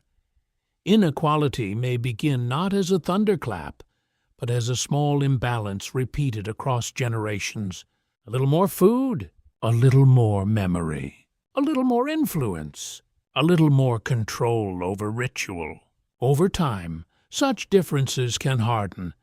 Yet at early Jericho, there is no need to imagine full monarchy. The society may have stood at an intermediate stage, where old egalitarian traditions still mattered, but new forces were beginning to gather. Sedentism, storage, ancestry, and communal architecture all create opportunities for leadership. The question is whether that leadership remained flexible or began to concentrate. The archaeological evidence does not give one easy answer. Large structures suggest cooperation. Special burials suggest symbolic distinction. Domestic architecture suggests households as enduring units. Food storage suggests future planning and possible control. But there is no obvious palace, no throne room, no royal tomb glittering with wealth. This absence is important. It tells us that complexity need not look like kingship. Jericho may have been complex in a way that later political language struggles to describe. Perhaps power there was distributed across many hands. One person knew stone, another knew plants, another knew the dead, another knew distant groups, another was gifted in speech, another had many relatives, another controlled a productive household, another remembered the stories that explained why the spring mattered. Authority may have moved depending on the problem. In construction, builders led. In sickness, healers led. In burial, ritual handlers led. In conflict, elders led. In hunger, those with stores became important. This kind of society can be stable, but it is also full of tension. Every form of authority must be recognized by others. Without a king's guard or written bureaucracy, influence depends on reputation and consent. A proud household can be resisted. A selfish person can be shamed. A ritual specialist can lose trust. An elder can be ignored if memory fails or judgment seems poor. Social power exists, but it is negotiated through daily life. The settlement itself may have helped govern behavior. Walls, paths, houses, storage areas, and burial places shape movement and expectation. Architecture is silent authority.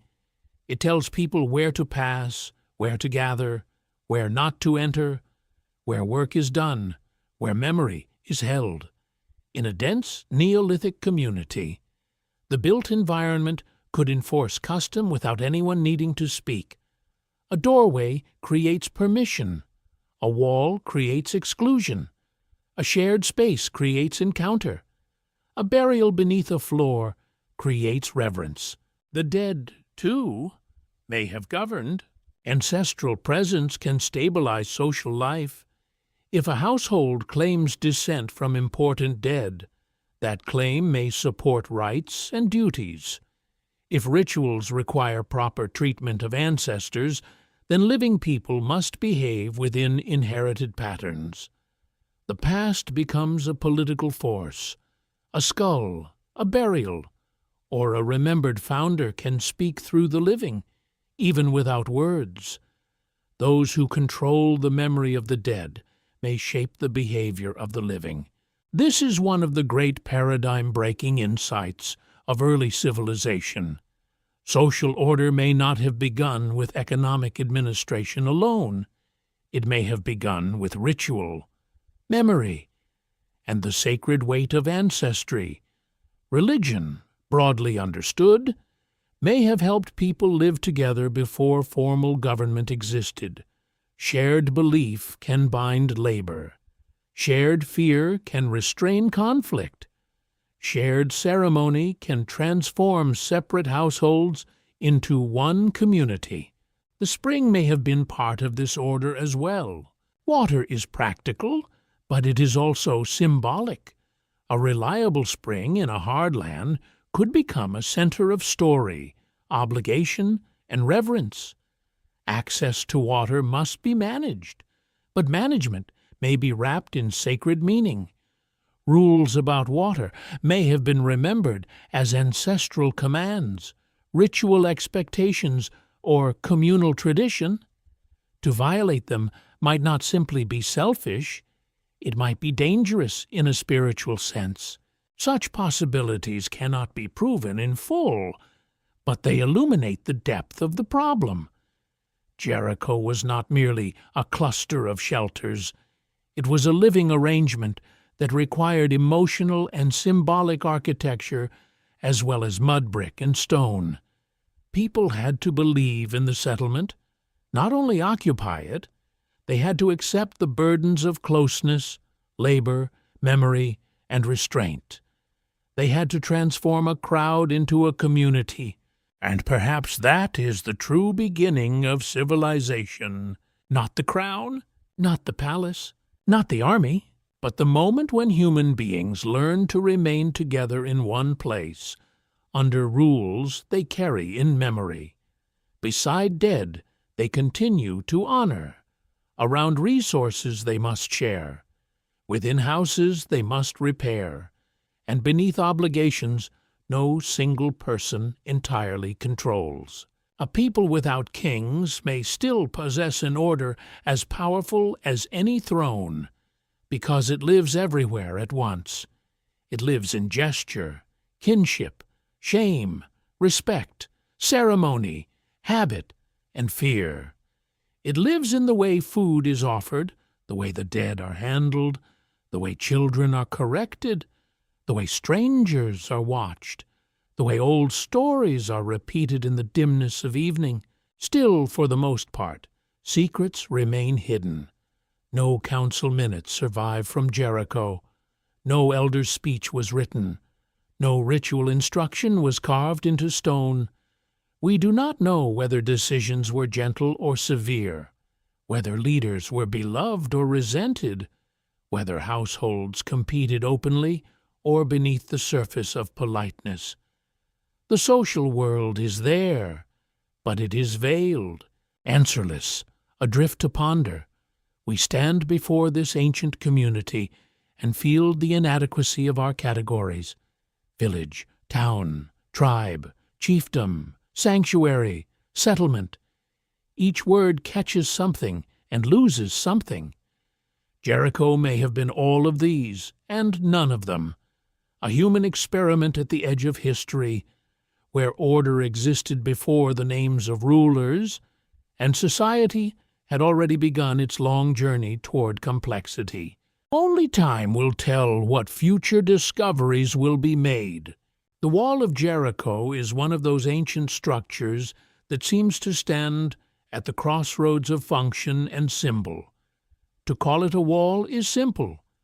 To explain why it was built is not. A wall is never only stone. It is a line drawn through the world. It divides inside from outside. It changes how people move, how they see, how they fear, how they belong. It can protect, exclude, gather, impress, restrain, display, and remember. It can be practical in the morning and sacred by sunset. At Jericho, the great Neolithic wall has long invited one of the most difficult questions in early archaeology. What was it for? The obvious answer is defense. To modern eyes, a wall around a settlement suggests danger. It suggests that the people inside feared something beyond it: rival groups, raiders, animals, or sudden violence from strangers moving through the valley. A settled community with stored food would have been a tempting prize. Grain held in houses or communal spaces represented months of labor and the promise of survival. In a world where hunger could arrive with drought, failed harvests, or disrupted hunting, stored food may have been worth fighting for. A wall could have turned the settlement into a harder target. It would slow attackers. It would channel movement. It would allow those inside to watch from above or gather at controlled points. It would make surprise more difficult, even if it never faced a great assault. Its presence may have discouraged trouble. A visible barrier can be a warning before it is a weapon. It tells the outsider, this place is organized, defended, and not easily taken. Yet the defensive explanation carries its own uncertainty. Early Jericho does not give us the neat evidence of later fortresses. There are no records of battles, no written account of siege, no carved enemy lists, no burned palace full of weapons. The wall may have defended the settlement, but the absence of clear warfare evidence leaves room for other interpretations. The structure could have had more than one purpose, or a purpose that changed over time. Another explanation looks not to human enemies, but to the landscape itself. Jericho sat near environmental forces that could be generous and destructive. Water made life possible, but water uncontrolled can also damage. Seasonal runoff from nearby slopes may have threatened the settlement with erosion, mud, and sudden flows.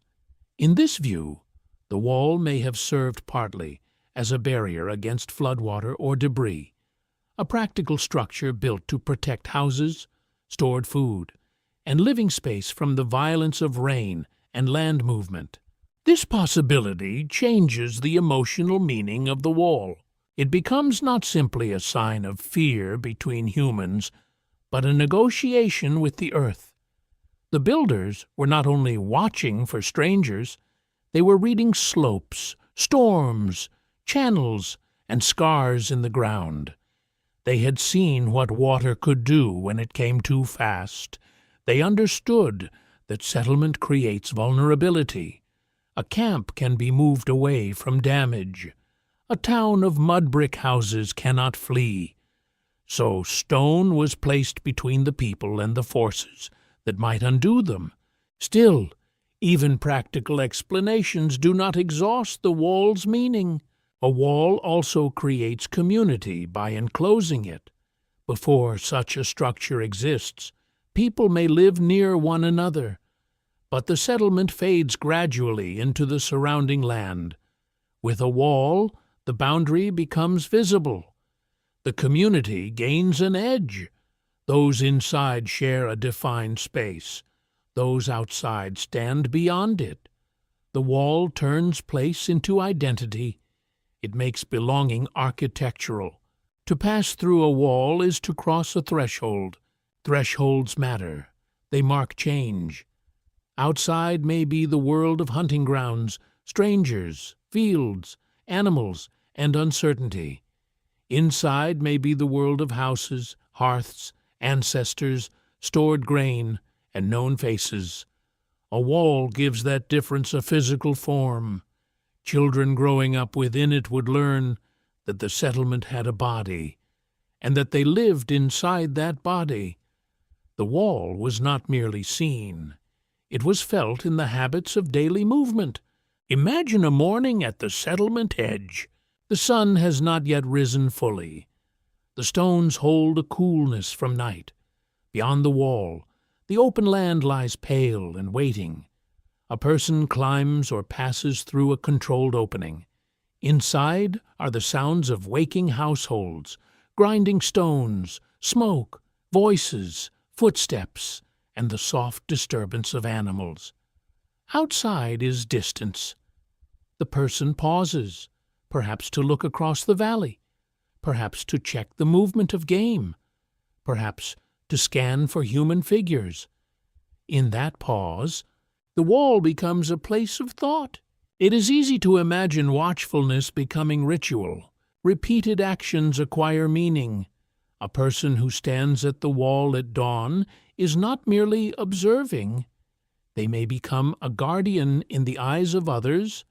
A gate or passage may become a charged location where outsiders are received.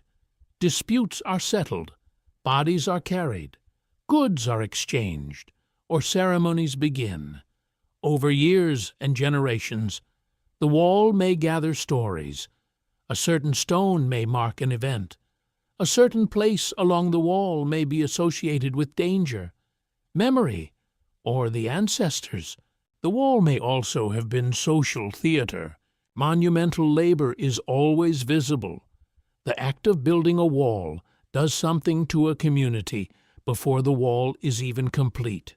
People gather, they coordinate, they sweat beneath the sun, they carry stones and earth, they obey instructions or negotiate them, they see who works hard and who avoids work, they share meals during labor, they complain, they sing, they injure themselves, they remember who contributed. The wall, once built, becomes a record of communal effort. Everyone knows it did not appear by accident.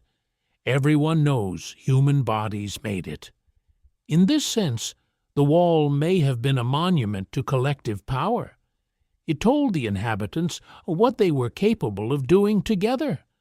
It told visitors that this was not a scattering of families, but a community with discipline, memory, and reach. It displayed organization. This display could matter greatly in a world without writing. Later, kings carved inscriptions to declare power. They named themselves, counted enemies, listed gods, and boasted of construction. The people of early Jericho had no such script. Their wall may have spoken instead. Its message was not written in words, but in mass and boundary.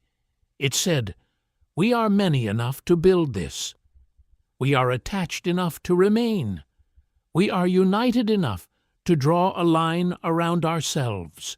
The wall may also have helped manage movement inside the settlement. Boundaries create patterns. They channel people toward certain paths. They concentrate entry and exit. This can strengthen social observation. In a small, unwalled settlement, movement is diffuse. In a walled settlement, those who come and go may be noticed. Goods carried in or out may be seen. Strangers may be questioned. News may gather at entrances. The wall thus becomes an instrument of social knowledge. Who left before dawn? Who returned with meat? Who came from another group? Who carried grain? Who lingered near the edge? Such questions matter in a settled world, where trust and suspicion grow from repeated encounters. The wall does not merely keep danger out. It helps the community watch itself. This may have been one of its hidden powers. Early settlement produced new anxieties. People living close together had to manage theft, jealousy, hunger, illness, partnership, marriage, and inheritance. Stored food made secrecy possible and suspicion likely. A wall could not solve these problems, but the social practices around it might help organize them. The boundary of the settlement allowed the inhabitants to imagine themselves as one group, even when households disagreed. There is also the question of animals.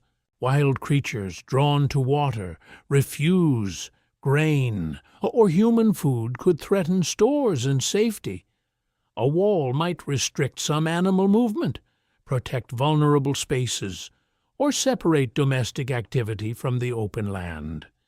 In a landscape shared with powerful and unpredictable animals, even partial protection would matter. The wall may have stood against tooth, hoof, claw, and hunger as much as against human hands. Yet perhaps the deepest meaning of the wall lies in permanence.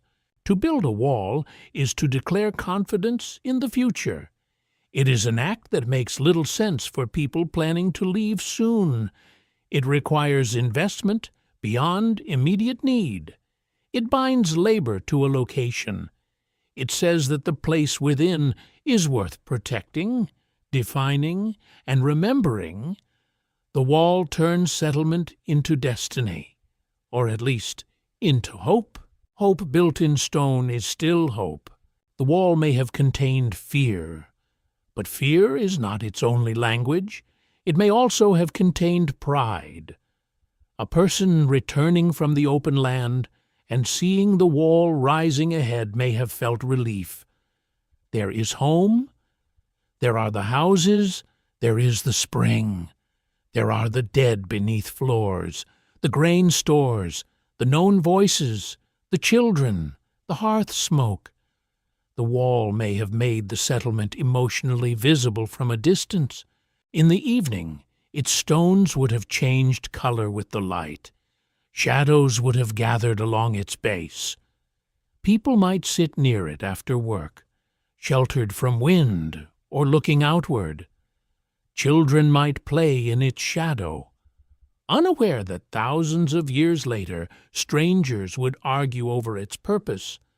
The wall was part of the texture of life, touched, passed, repaired, leaned against, cursed, trusted, and perhaps feared. Archaeology often asks what a thing was for, but ancient things were rarely for only one thing. A wall can defend against people, resist water, keep animals out, organize movement, display labor, mark identity, focus ritual, and hold memory. These meanings do not cancel one another. They accumulate. The people of Jericho did not need to choose between practicality and symbolism in the way modern analysis often does. Their world may have fused them. Protection could be sacred. Boundary could be political. Labor could be ritual. Stone could be memory. Still, for the most part, secrets remain hidden. No voice from early Jericho tells us why the first stones were placed. No builder explains whether the community feared enemies, floods, spirits, animals, disorder, or the shapelessness of life without a boundary. No elder speaks of the day the wall was begun. We are left with stones, context, and inference. We walk around the evidence like figures at dusk, seeing enough to be moved, not enough to be certain. The wall's unanswered purpose is precisely what makes it powerful. It refuses to be reduced. It stands at the birth of settled life as a reminder that human architecture was never merely practical. From the beginning, we built to survive, but also to define ourselves.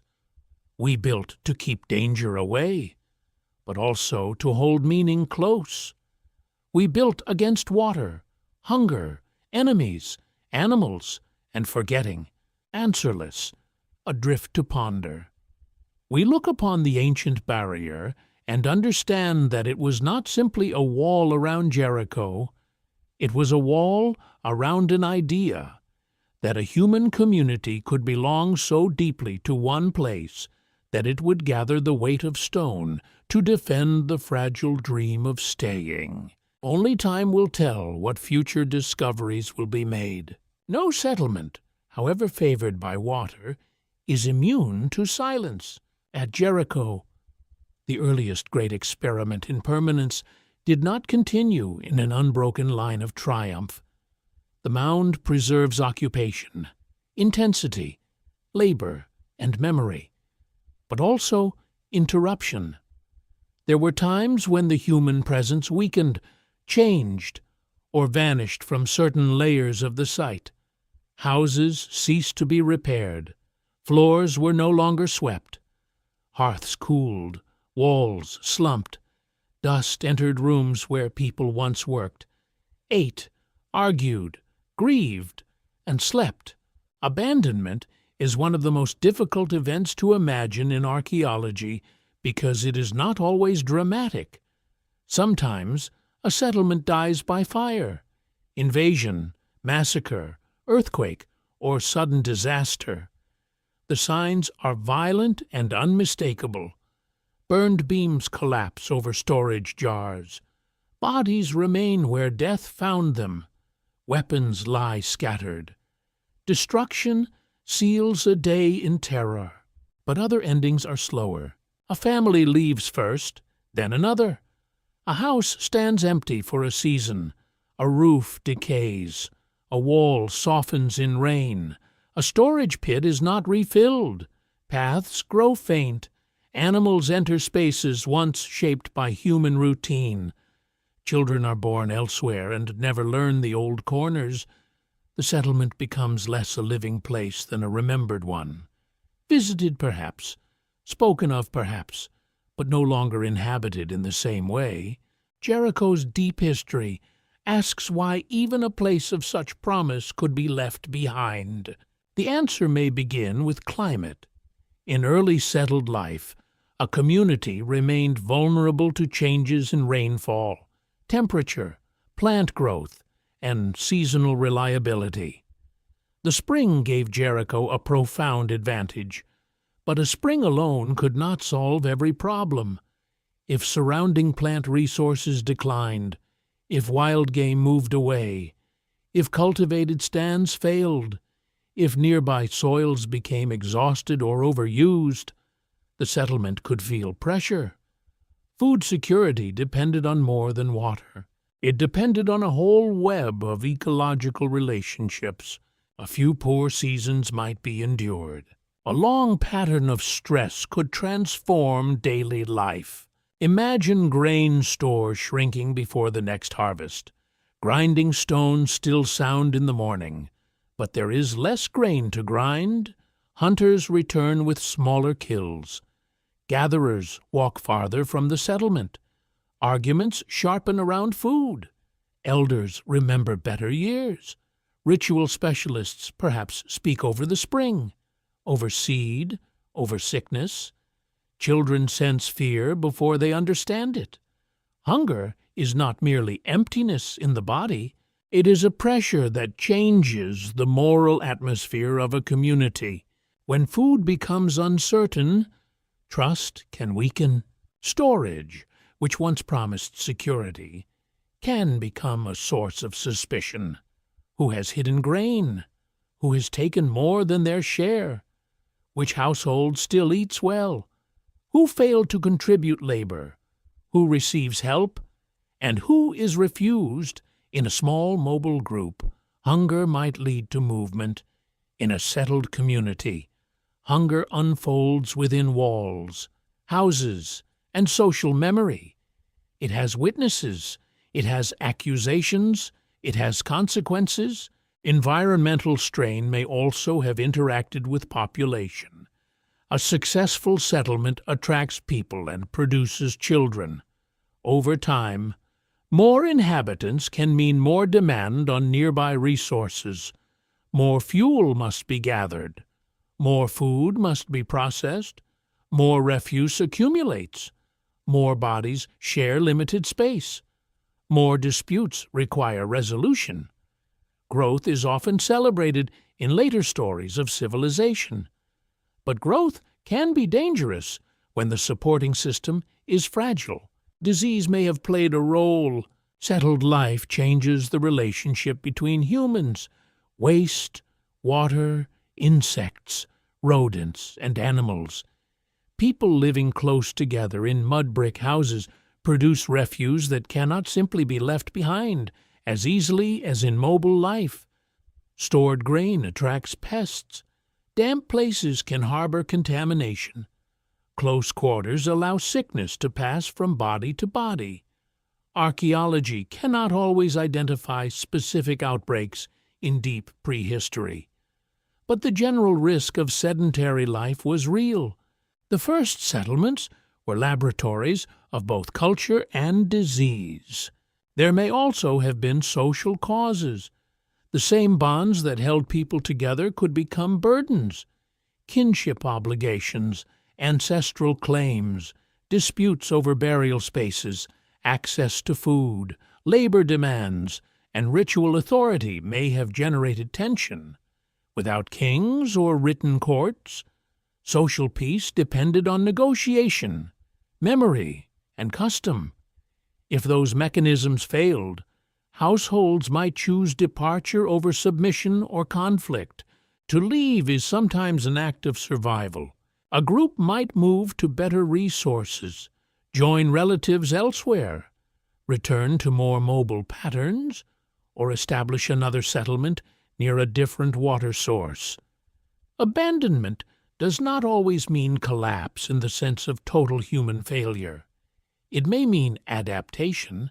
It may mean that the people of Jericho, or some of them, carried their knowledge into other landscapes. Houses disappeared, but skills continued. Stories continued. Seeds perhaps continued. Ritual habits perhaps continued in altered form. This is important because ancient abandonment can tempt the modern mind toward tragedy alone. A deserted settlement feels mournful, especially when we imagine empty houses and cooling hearths. But for those who left, departure may have been practical, even hopeful. The grief of leaving a place could coexist with the necessity of movement.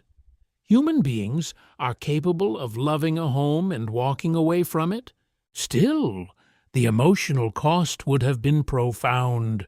A settled community is tied to memory in ways a temporary camp is not. Floors held burials, houses held ancestry. Work had been poured into walls, paths were known by the body. The spring had become part of identity. To abandon such a place was not like moving from one campsite to another. It meant loosening a bond between the living, the dead, and the earth itself. Picture the last days of one household. The decision has already been made. Useful tools are gathered. Food stores, if any remain, are packed in perishable containers. Children are told not to carry too much. A grinding stone too heavy to move is left behind, though hands have used it for years. A wall crack goes unrepaired because repair no longer matters. The hearth is cleaned or simply allowed to die. Someone pauses over a floor beneath which an ancestor rests. There may be words, there may be silence. At dawn, they leave through the settlement edge and do not return as inhabitants. The house begins its second life as archaeology. Dust settles where people once sat. Wind pushes grit into corners. Roof material collapses inward. Mud brick melts slowly into shapeless earth. Rodents burrow. Rain marks surfaces. Later people may disturb the remains, reuse materials, dig pits, or build over the old rooms without knowing every story beneath them. Time does not preserve the past gently. It compresses, breaks, hides, and transforms. Yet abandonment can also preserve. When a place is left, some things remain where they were last used. The absence of later disturbance in certain contexts may protect fragile patterns. A sealed floor, a buried feature, a collapsed wall, a forgotten tool, a deposit of ash. These become evidence precisely because daily life stopped. Archaeologists often learn from endings because endings freeze arrangements that ordinary use would have changed. The silence after occupation is therefore not empty. It is an archive of departure. What makes Jericho so remarkable is that abandonment did not erase its significance. The mound remained. The spring remained. The accumulated earth of human life remained. Even when one phase ended, the place still possessed gravity. People in later periods would return, rebuild, reshape, and reinterpret the mound. But each ending left a hidden seam in the stratigraphy, a pause in the long human conversation with the site. In the deepest sense, Abandonment reveals the fragility of the Neolithic Revolution. Permanent settlement was not an inevitable march toward progress. It was an experiment tested by climate, food, disease, conflict, memory, and desire. Jericho shows not only that early people could build astonishing communities, but that such communities could falter. The first steps toward civilization were not smooth. They were uncertain, reversible, and deeply human. There is dignity in that uncertainty. The people who left were not failures. They were decision-makers facing conditions we can only partly reconstruct. They weighed hunger against memory, danger against attachment, obligation against survival. They may have argued, they may have prayed, they may have hoped to return. They may have looked back at the mound beside the spring and felt that they were leaving part of themselves in the earth. Still, for the most part, secrets remain hidden.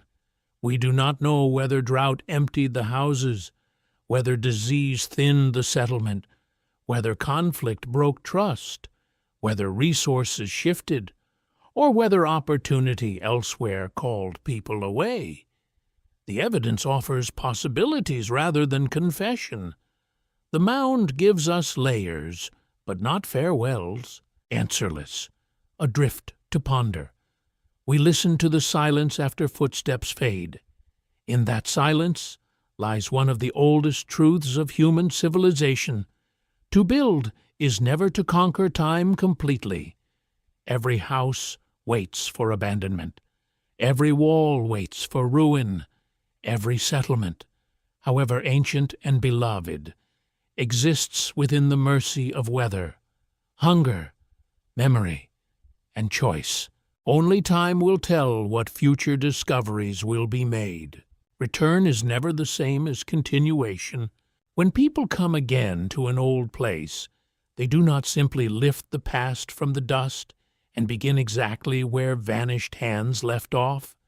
They bring new habits, new fears, new skills, new memories, and new ways of imagining the world. The mound may be the same. The spring may still shine under the morning light. The valley may still open in heat and silence.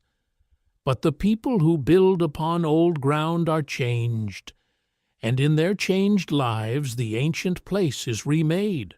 At Jericho, later Neolithic occupation reveals such transformation. This was not merely the reoccupation of a convenient location, it was the return of settled life in a different form, with altered architecture, altered ritual patterns, and a wider world of exchange, craft, and social connection. The site became part of the broader pre-Pottery Neolithic B horizon, a period in which communities across the Levant experimented with rectangular buildings, more formal domestic arrangements, increasingly developed cultivation, animal management, and striking symbolic practices. The shift in house form is one of the clearest signs of change. Rounded houses belong to an older architectural rhythm, but rectangular buildings create different possibilities. Straight walls meet at corners. Interior spaces can be divided, extended, aligned, and joined more easily. Rooms can be arranged with greater regularity. Neighbors can build against one another. A settlement can become denser, more ordered, more planned, or at least more easily expanded. The rectangle is not merely a shape. It is a new way of thinking about space. In a rectangular house, daily life may become more segmented. One area might be used for sleeping, another for storage, another for food preparation, another for craft. The evidence is rarely complete enough to assign every function with certainty, but the architectural potential itself matters. People were learning to organize domestic life through geometry. They were shaping not just shelter, but behavior. The floor remained central. A plastered floor in a Neolithic house was a surface of labor and meaning. It had to be made, maintained, and renewed. Plaster could brighten a room, seal the surface, reduce dust, and create a cleaner living space, but it also made the house feel finished in a way that rough earth did not. To smooth a floor is to discipline the ground. It is to create a human surface over nature's irregularity. It is a small act of civilization repeated by hand. The people who returned to Jericho lived in a world where agriculture had grown more important. Cultivated cereals and pulses were part of the wider transformation of the region. Animal relationships were changing as well. The management of sheep, goats, and other species would gradually alter the economy, diet, movement, and symbolic life of many communities. Domestication was not a single event, but a long reshaping of trust, control, breeding, feeding, and human expectation. To manage animals is to bring the wild closer. It is to create a new moral and practical relationship with other living beings. Animals become food, wealth, companions, offerings, dangers, and responsibilities. They require water, protection, movement, and knowledge. They can multiply, die, sicken, escape, or be stolen. Their bodies become woven into human plans. Their presence transforms settlement life through smell, sound, labor, and disease. The Neolithic world did not merely domesticate plants and animals. It domesticated human time around them. Jericho's later Neolithic inhabitants were not isolated. Obsidian, marine shells, special stones, pigments, and other materials found across Neolithic networks show that communities were connected through exchange routes, visiting, marriage, seasonal gatherings, or long chains of transfer. A person at Jericho may have handled materials whose origins lay far beyond the visible valley. This matters because early settled life did not mean people became fixed and inward. Settlements could become nodes in a wider human web. Goods travel with stories. A shell from the sea is not just decoration, it carries distance. It carries the idea of another landscape, another people, another route across hills, plains, or deserts. A fine blade made from stone acquired far away carries technical value and social meaning. Pigment can color the body, the house, the dead, or ritual objects. Exchange creates relationships beyond kin and place. It allows identity to widen. Such networks may also have spread ideas, building forms, burial practices, tool styles, ornaments, methods of plaster preparation, crop knowledge, and ritual symbols could move from community to community. The Neolithic was not a set of isolated inventions trapped in separate valleys. It was a world of communication, uneven but real. Jericho stood within that world, receiving, adapting, and contributing to patterns larger than itself. The treatment of the dead continued to reveal deep symbolic power. Burials beneath floors or within settlement contexts suggest that houses remained bound to ancestry. The removal and plastering of skulls belongs to a remarkable tradition of remembering and reshaping the dead. In the later Neolithic world, the human head seems to have carried exceptional importance. It may have represented identity, lineage, authority, ritual force, or the continuing presence of those who had passed beyond ordinary life. This focus on the head is not a minor detail. It suggests a worldview in which memory could be materialized through the body. The face, the skull, the gaze, the shaped features all became means of connecting living households to earlier generations. A community returning to the mound may have found itself not only building over old earth, but creating new ancestral landscapes within its houses. The dead helped make the settlement stable. They gave depth to place. They made household history visible or at least physically present. They allowed the living to say, in effect, "We are not passing through. We belong because our dead belong." In a world where land, water, and food were matters of survival, such claims may have carried enormous weight. Memory was not sentimental. It was structural. There may have been increasing differences between households. Some houses may have been larger. Some may have contained more elaborate features. Some may have possessed special objects, stronger connections to exchange networks, more ritual authority, or more honored dead. These differences were not necessarily the sharp inequalities of later states, but they may have been the seeds of social complexity. A society can become uneven long before kings appear. Inequality often begins quietly. It begins when one household stores more food than another, when one lineage claims deeper ancestry, when one group controls specialized knowledge, when certain people become essential for ceremonies, when distant goods arrive more often in one place than another, when marriage alliances bind some families into stronger networks, when children inherit not only tools and stories, but advantage.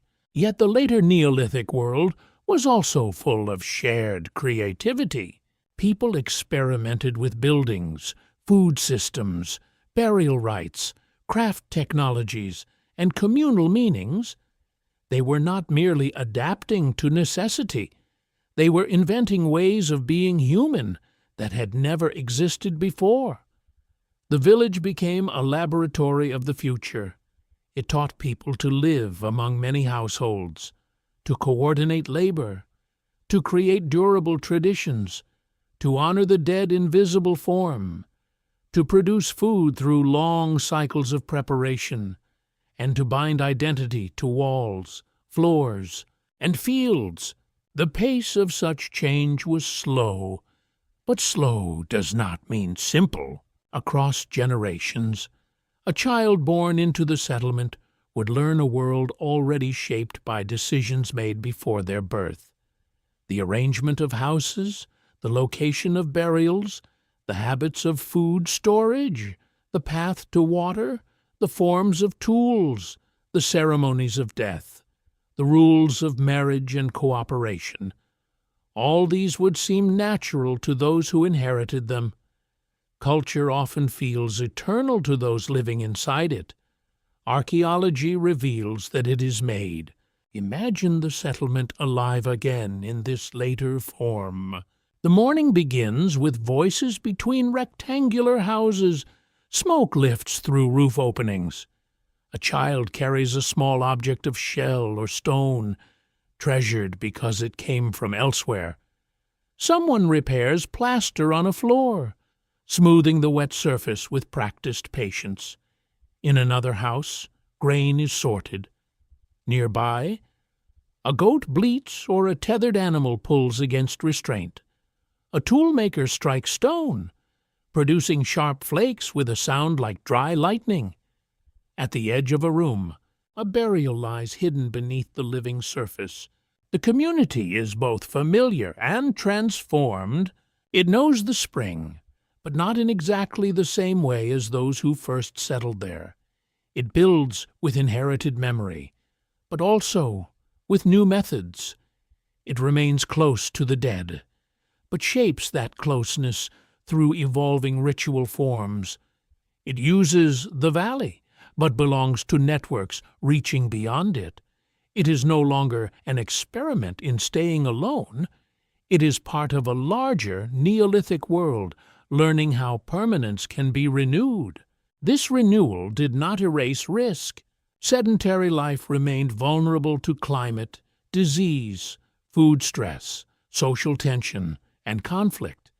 Indeed, as communities grew more complex, their vulnerabilities multiplied. More people meant more dependence on systems that could fail. More stored food meant more to protect. More ancestors meant stronger claims and sharper disputes. More exchange meant opportunity, but also dependence on distant relations.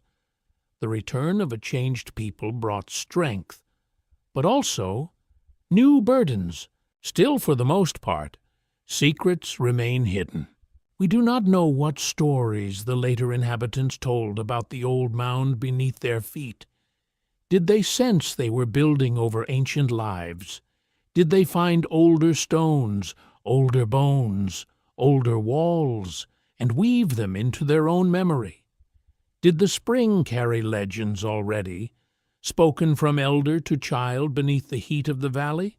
Or did the deeper past remain unknown to them, as buried and silent as it is to us, until excavation gives it shape?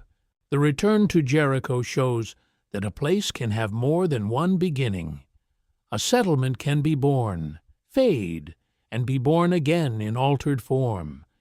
Human beings can leave and still be drawn back by water, memory, opportunity, and the strange power of ancient ground.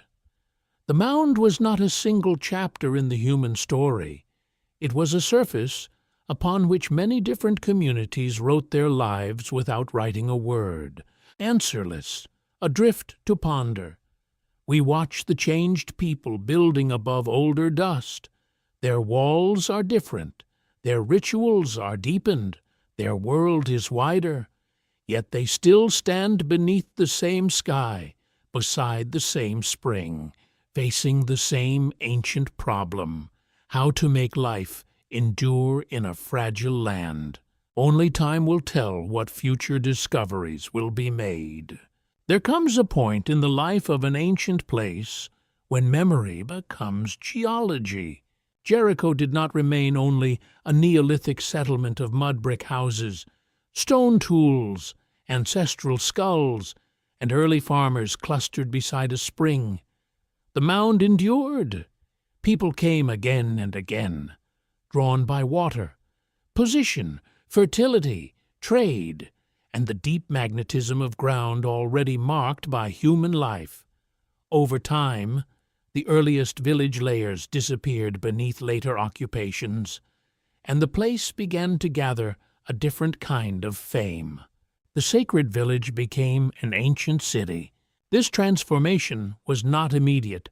It unfolded across long centuries, through phases of growth, decline, rebuilding, and reimagining.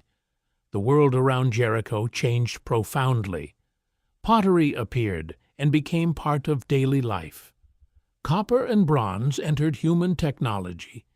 Trade networks widened, towns expanded, social hierarchies sharpened, fortifications became more elaborate, rulers emerged with clearer authority. The Near East began to fill with the signs of the historical world, even before writing fully illuminated every valley and hill. Jericho stood within this changing landscape like an old heart continuing to beat. Its location remained powerful. The spring still mattered. In a region where water could determine the difference between survival and desolation, Jericho's oasis made it valuable across many ages. A settlement there could support fields, gardens, animals, and travelers. It could serve as a point of passage through the Jordan Valley. It could gather goods, people, rumors, fears, and ambitions. The same environmental gift that drew early communities continued to call later ones, but later, Jericho was not merely the same life repeated. With the rise of pottery, domestic life changed in ways both practical and symbolic. Clay vessels allowed food and liquids to be stored, cooked, transported, and served with new efficiency. Pots could be shaped for different purposes. They could be decorated. They could break. be discarded, and leave behind fragments that archaeologists now use as chronological markers. Pottery made the household more durable in the archaeological record, and it made daily routines more materially complex. A broken pot is humble, but it can date a world. As later periods unfolded, the built environment became more formal. Rectangular houses, storage spaces, streets, walls, and public structures reflected increasingly organized settlement life. The city was not just a larger village, it was a more concentrated social machine. It required systems for food production, distribution, craft, defense, and authority. It contained households, but also forces that reached beyond household memory. The community was becoming something more layered, more unequal, more vulnerable, and more ambitious. Walls returned again and again to the story of Jericho. In the Bronze Age, fortifications became part of a wider pattern across the region. Many settlements built walls not as mysterious early monuments, but as clear expressions of defense, power, and status. To possess a wall was to announce that the city held value worth protecting. It could mean stored grain, trade goods, ruling families, sacred places, and people gathered densely enough to fear attack. The wall became both armor and emblem. Yet the walls of later Jericho also became entangled with memory and story. In human culture, ruins rarely remain only ruins. They attract explanation. People see collapsed stones and ask what happened. They find old walls and imagine battles. They inherit names and attach legends to them. As centuries pass, history and sacred narrative begin to braid together. Jericho became known not only as a place of settlement, but as a place of dramatic meaning, where walls, conquest, faith, and destiny were remembered in powerful traditions. The archaeological mound therefore contains two Jerichos at once. One is the scientific Jericho, read through stratigraphic excavation, radiocarbon dating, ceramic typology, architectural remains, botanical evidence, faunal remains, and lithic analysis.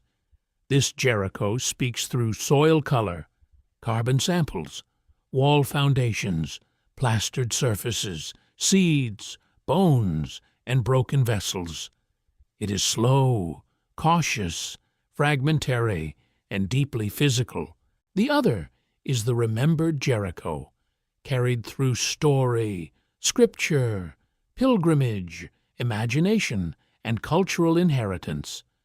This Jericho speaks through names, symbols, faith, conflict, music, and moral drama. It is vivid, emotional, and enduring. The difficulty is not choosing one against the other. The difficulty is understanding how both can inhabit the same mound without becoming the same thing. Archaeology does not always confirm the shape of inherited stories in the way believers or skeptics may desire. It complicates, it deepens, it places famous memories within longer sequences of human occupation, showing that the ground beneath a legend may contain worlds far older than the legend itself. At Jericho, the layers of the mound remind us that sacred memory often settles upon places already ancient beyond comprehension. By the time later peoples told stories about Jericho, the earliest builders were already unimaginably distant. Their houses had dissolved into buried traces. Their tools had become artifacts. Their dead had passed beyond names. Their tower and wall had become hidden beneath later debris. No living storyteller in the Bronze Age could have remembered the first Neolithic laborers in any direct sense. And yet, the place itself remembered. The mound held them, even when human speech no longer did. This is one of the strangest powers of ancient sites. They preserve what people forget. A later inhabitant of Jericho might walk over ground filled with thousands of years of human remains and never know it. A child might play above buried floors older than any kingdom. A builder might dig a foundation and strike an ancient wall whose makers had vanished from all living memory. A farmer might water fields near the spring, unaware that his daily path followed the same life, giving logic that drew people there in the age before pottery. The mound gathers lives without explaining them. As the Bronze Age world intensified, Jericho's story became part of larger regional systems. Cities competed. Trade routes mattered. Rulers sought control. Fortifications grew. Alliances formed and broke. The human world became louder, more hierarchical, more violent in some places, and more administratively complex. Grain was not only food, it became wealth, tribute, ration, and political power. Land was not only home, it became territory. Walls were not only boundaries, they became instruments of rule. In such a world, the old Neolithic intimacy of house, ancestor, and spring did not disappear completely, but it was absorbed into larger structures. The dead still mattered, but ruling families mattered differently. Ritual still mattered, but temples and public cults could centralize sacred authority. Food storage still mattered, but redistribution and control could become political. Architecture still mattered, but now it could glorify elites as well as shelter households. The city multiplied the scale of human dependence. More people meant more specialization. Some worked fields, others shaped pottery, made tools, traded goods, guarded gates, served rulers, performed rituals, or managed supplies. Specialization allowed skill to deepen, but it also made individuals more dependent on systems beyond themselves. A farmer needed potters.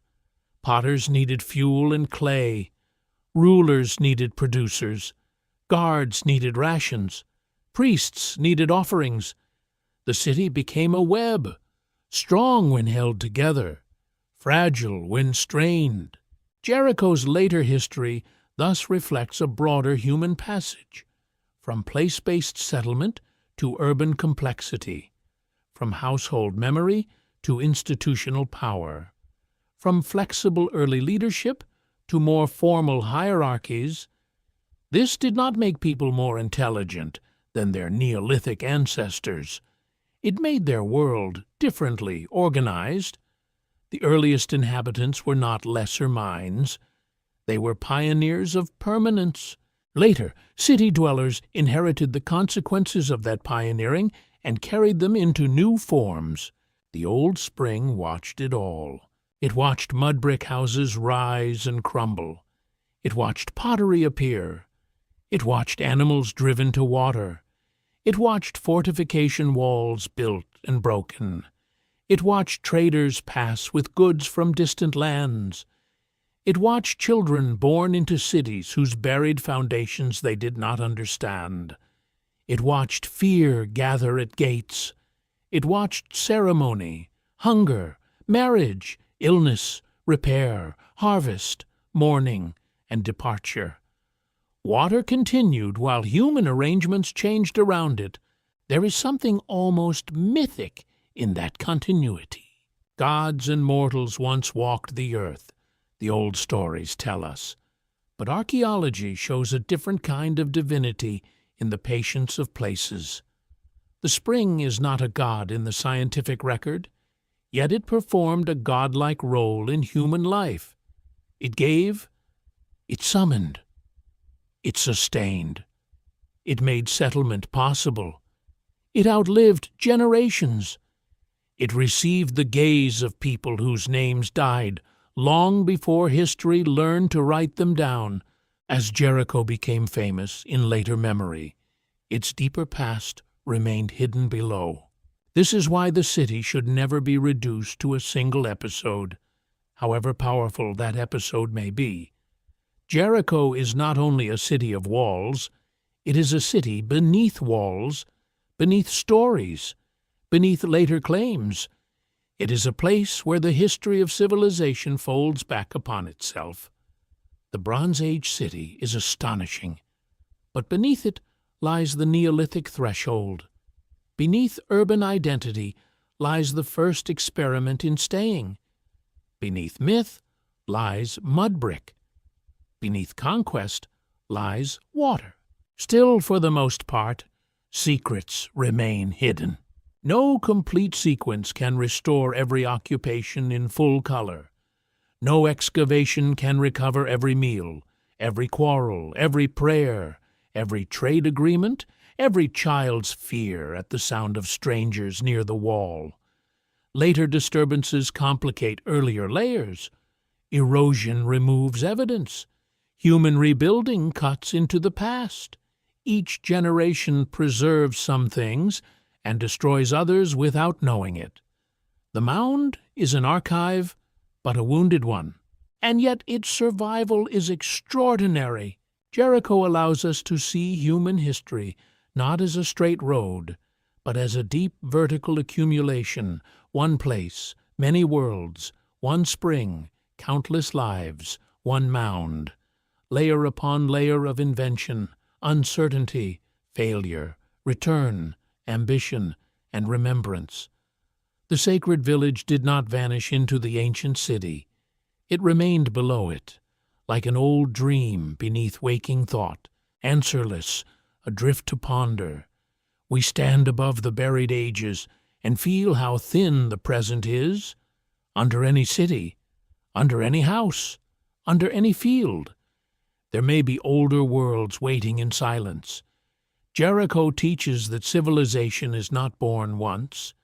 It is born repeatedly, whenever people gather, build, remember, struggle, and make meaning from the ground beneath their feet. Only time will tell what future discoveries will be made. At the end of the long road to Jericho, we are left not with a single answer, but with a threshold. That may be the truest legacy of the place. Jericho does not allow the human story to remain tidy. It will not sit quietly inside the old categories. It is too early for comfort, too complex for dismissal, too silent for certainty, and too enduring to ignore. It stands at the edge of history like a lamp burning before the invention of writing, illuminating human beings who had no kings we can name, no inscriptions we can read, no chronicles to defend them from forgetting, and yet who altered the path of our species. They built before history spoke. They settled before cities were supposed to exist. They raised stone before empire. They remembered the dead before literature. They lived in a world where the gods and mortals once seemed to walk the same earth, not because we must imagine them as primitive dreamers, but because their landscape was charged with presence, the spring, the house, the buried skull, the wall, the tower, the harvest, the animal path, the shadow of drought, the silence of death. All these belong to one living web. Their universe was not empty matter awaiting explanation. It was inhabited by memory, fear, gratitude, obligation, and unseen force. To call Jericho the first city is tempting, but the phrase must be handled with care. It was not a city like Uruk, Memphis, Babylon, Thebes, Nineveh, Athens, or Rome. It had no known writing, no known bureaucracy, no known kingship in the formal sense.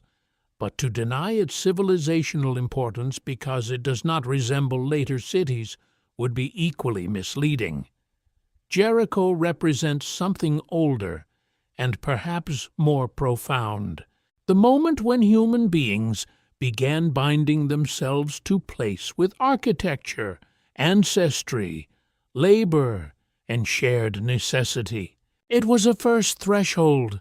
Civilization, in its deepest sense, may not begin with monuments alone, nor does it begin only with farming, writing, trade, or law.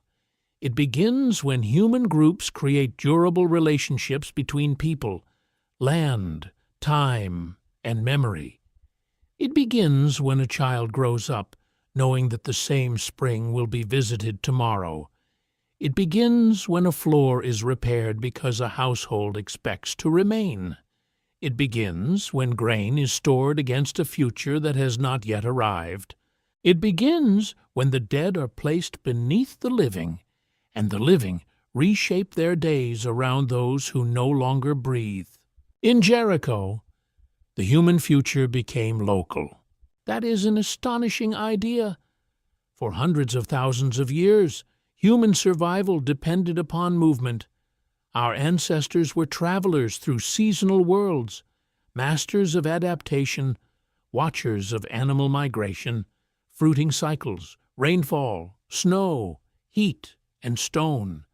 Then, in places like Jericho, the old restlessness did not disappear, but it changed character. Movement remained, exchange remained, hunting remained, exploration remained. But life began to thicken around a fixed center. The settlement became a vessel into which generations poured their work. The mound is the physical result of that pouring. Layer upon layer, the earth holds the evidence of human return.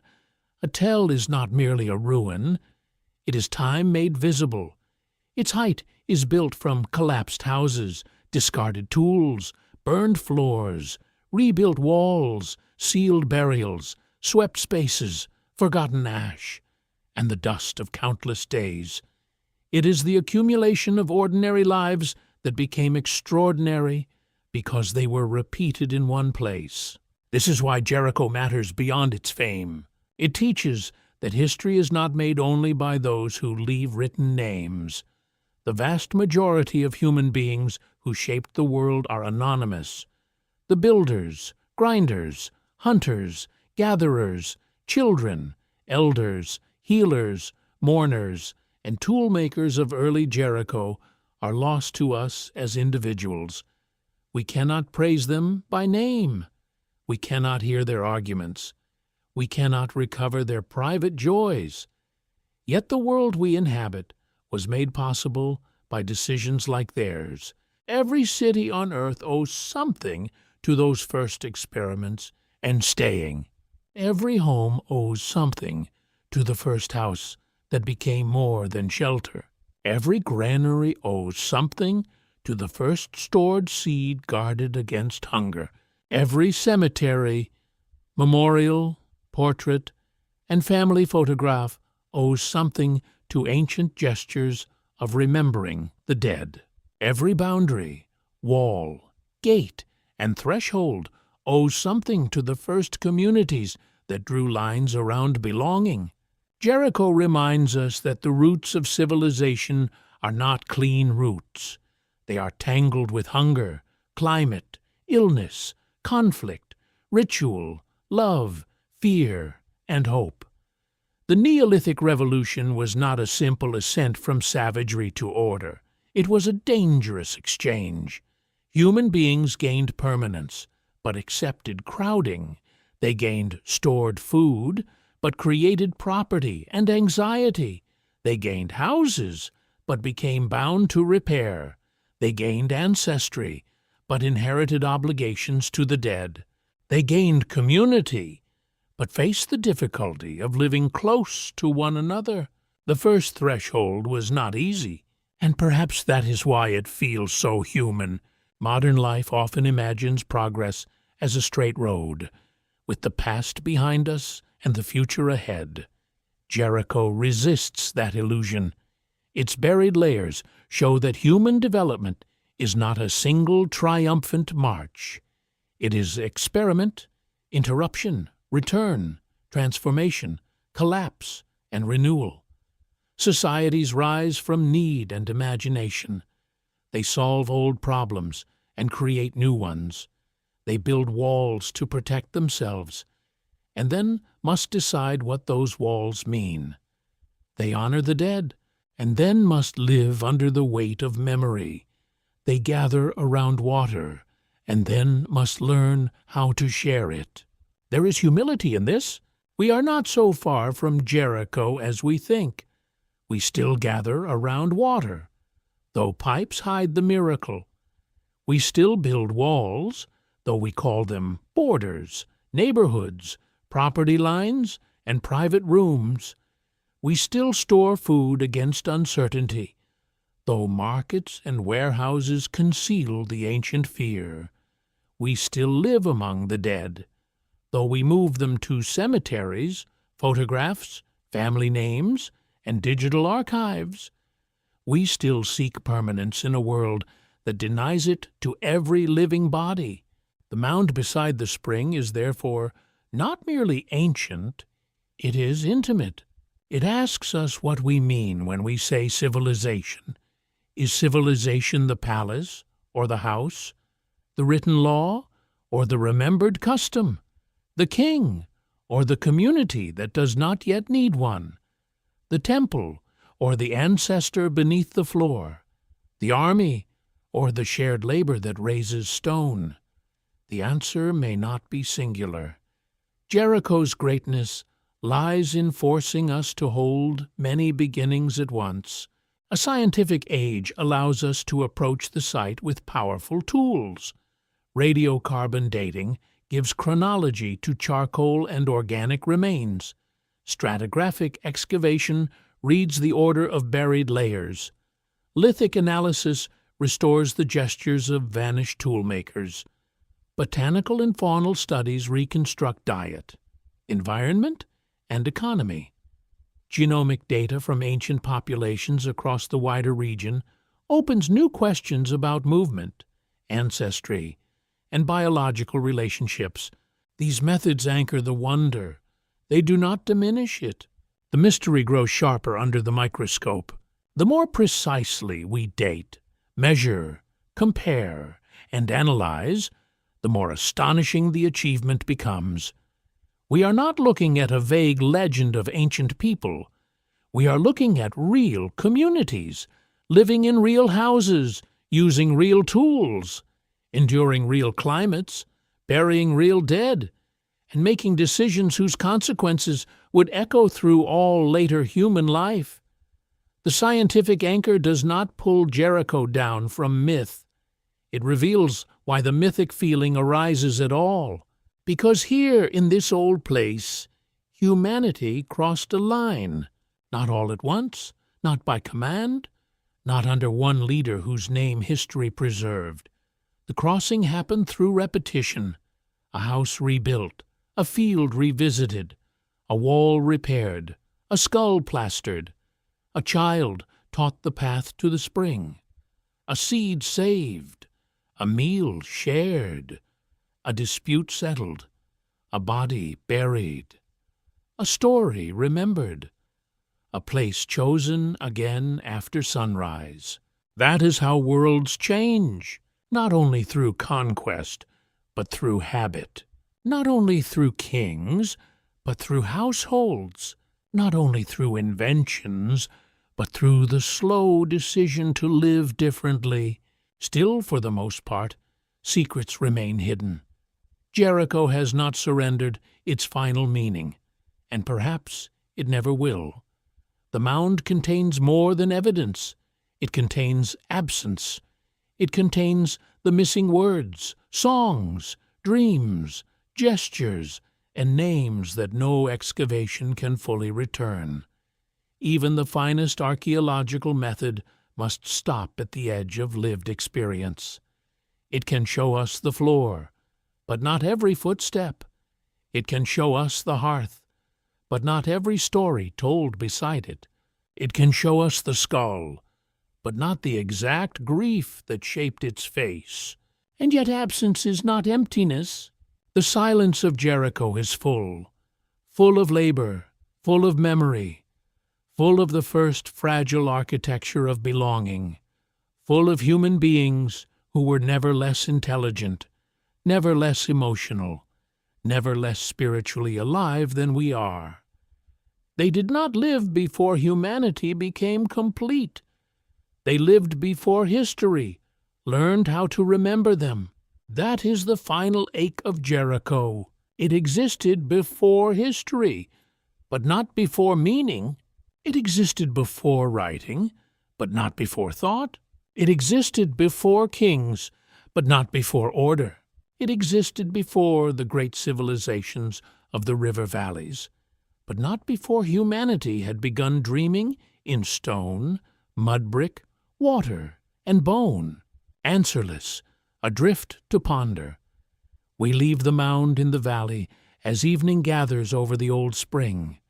The light softens on the earth. The stones cool.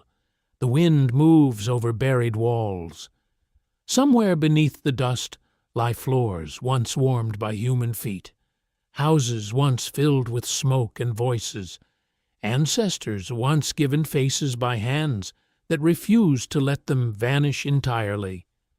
We stand above them for a moment, latecomers in the story, listening. Only time will tell what future discoveries will be made.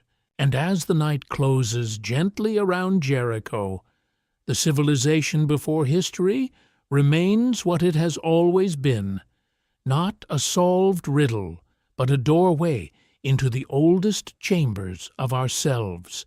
End of script. Good night.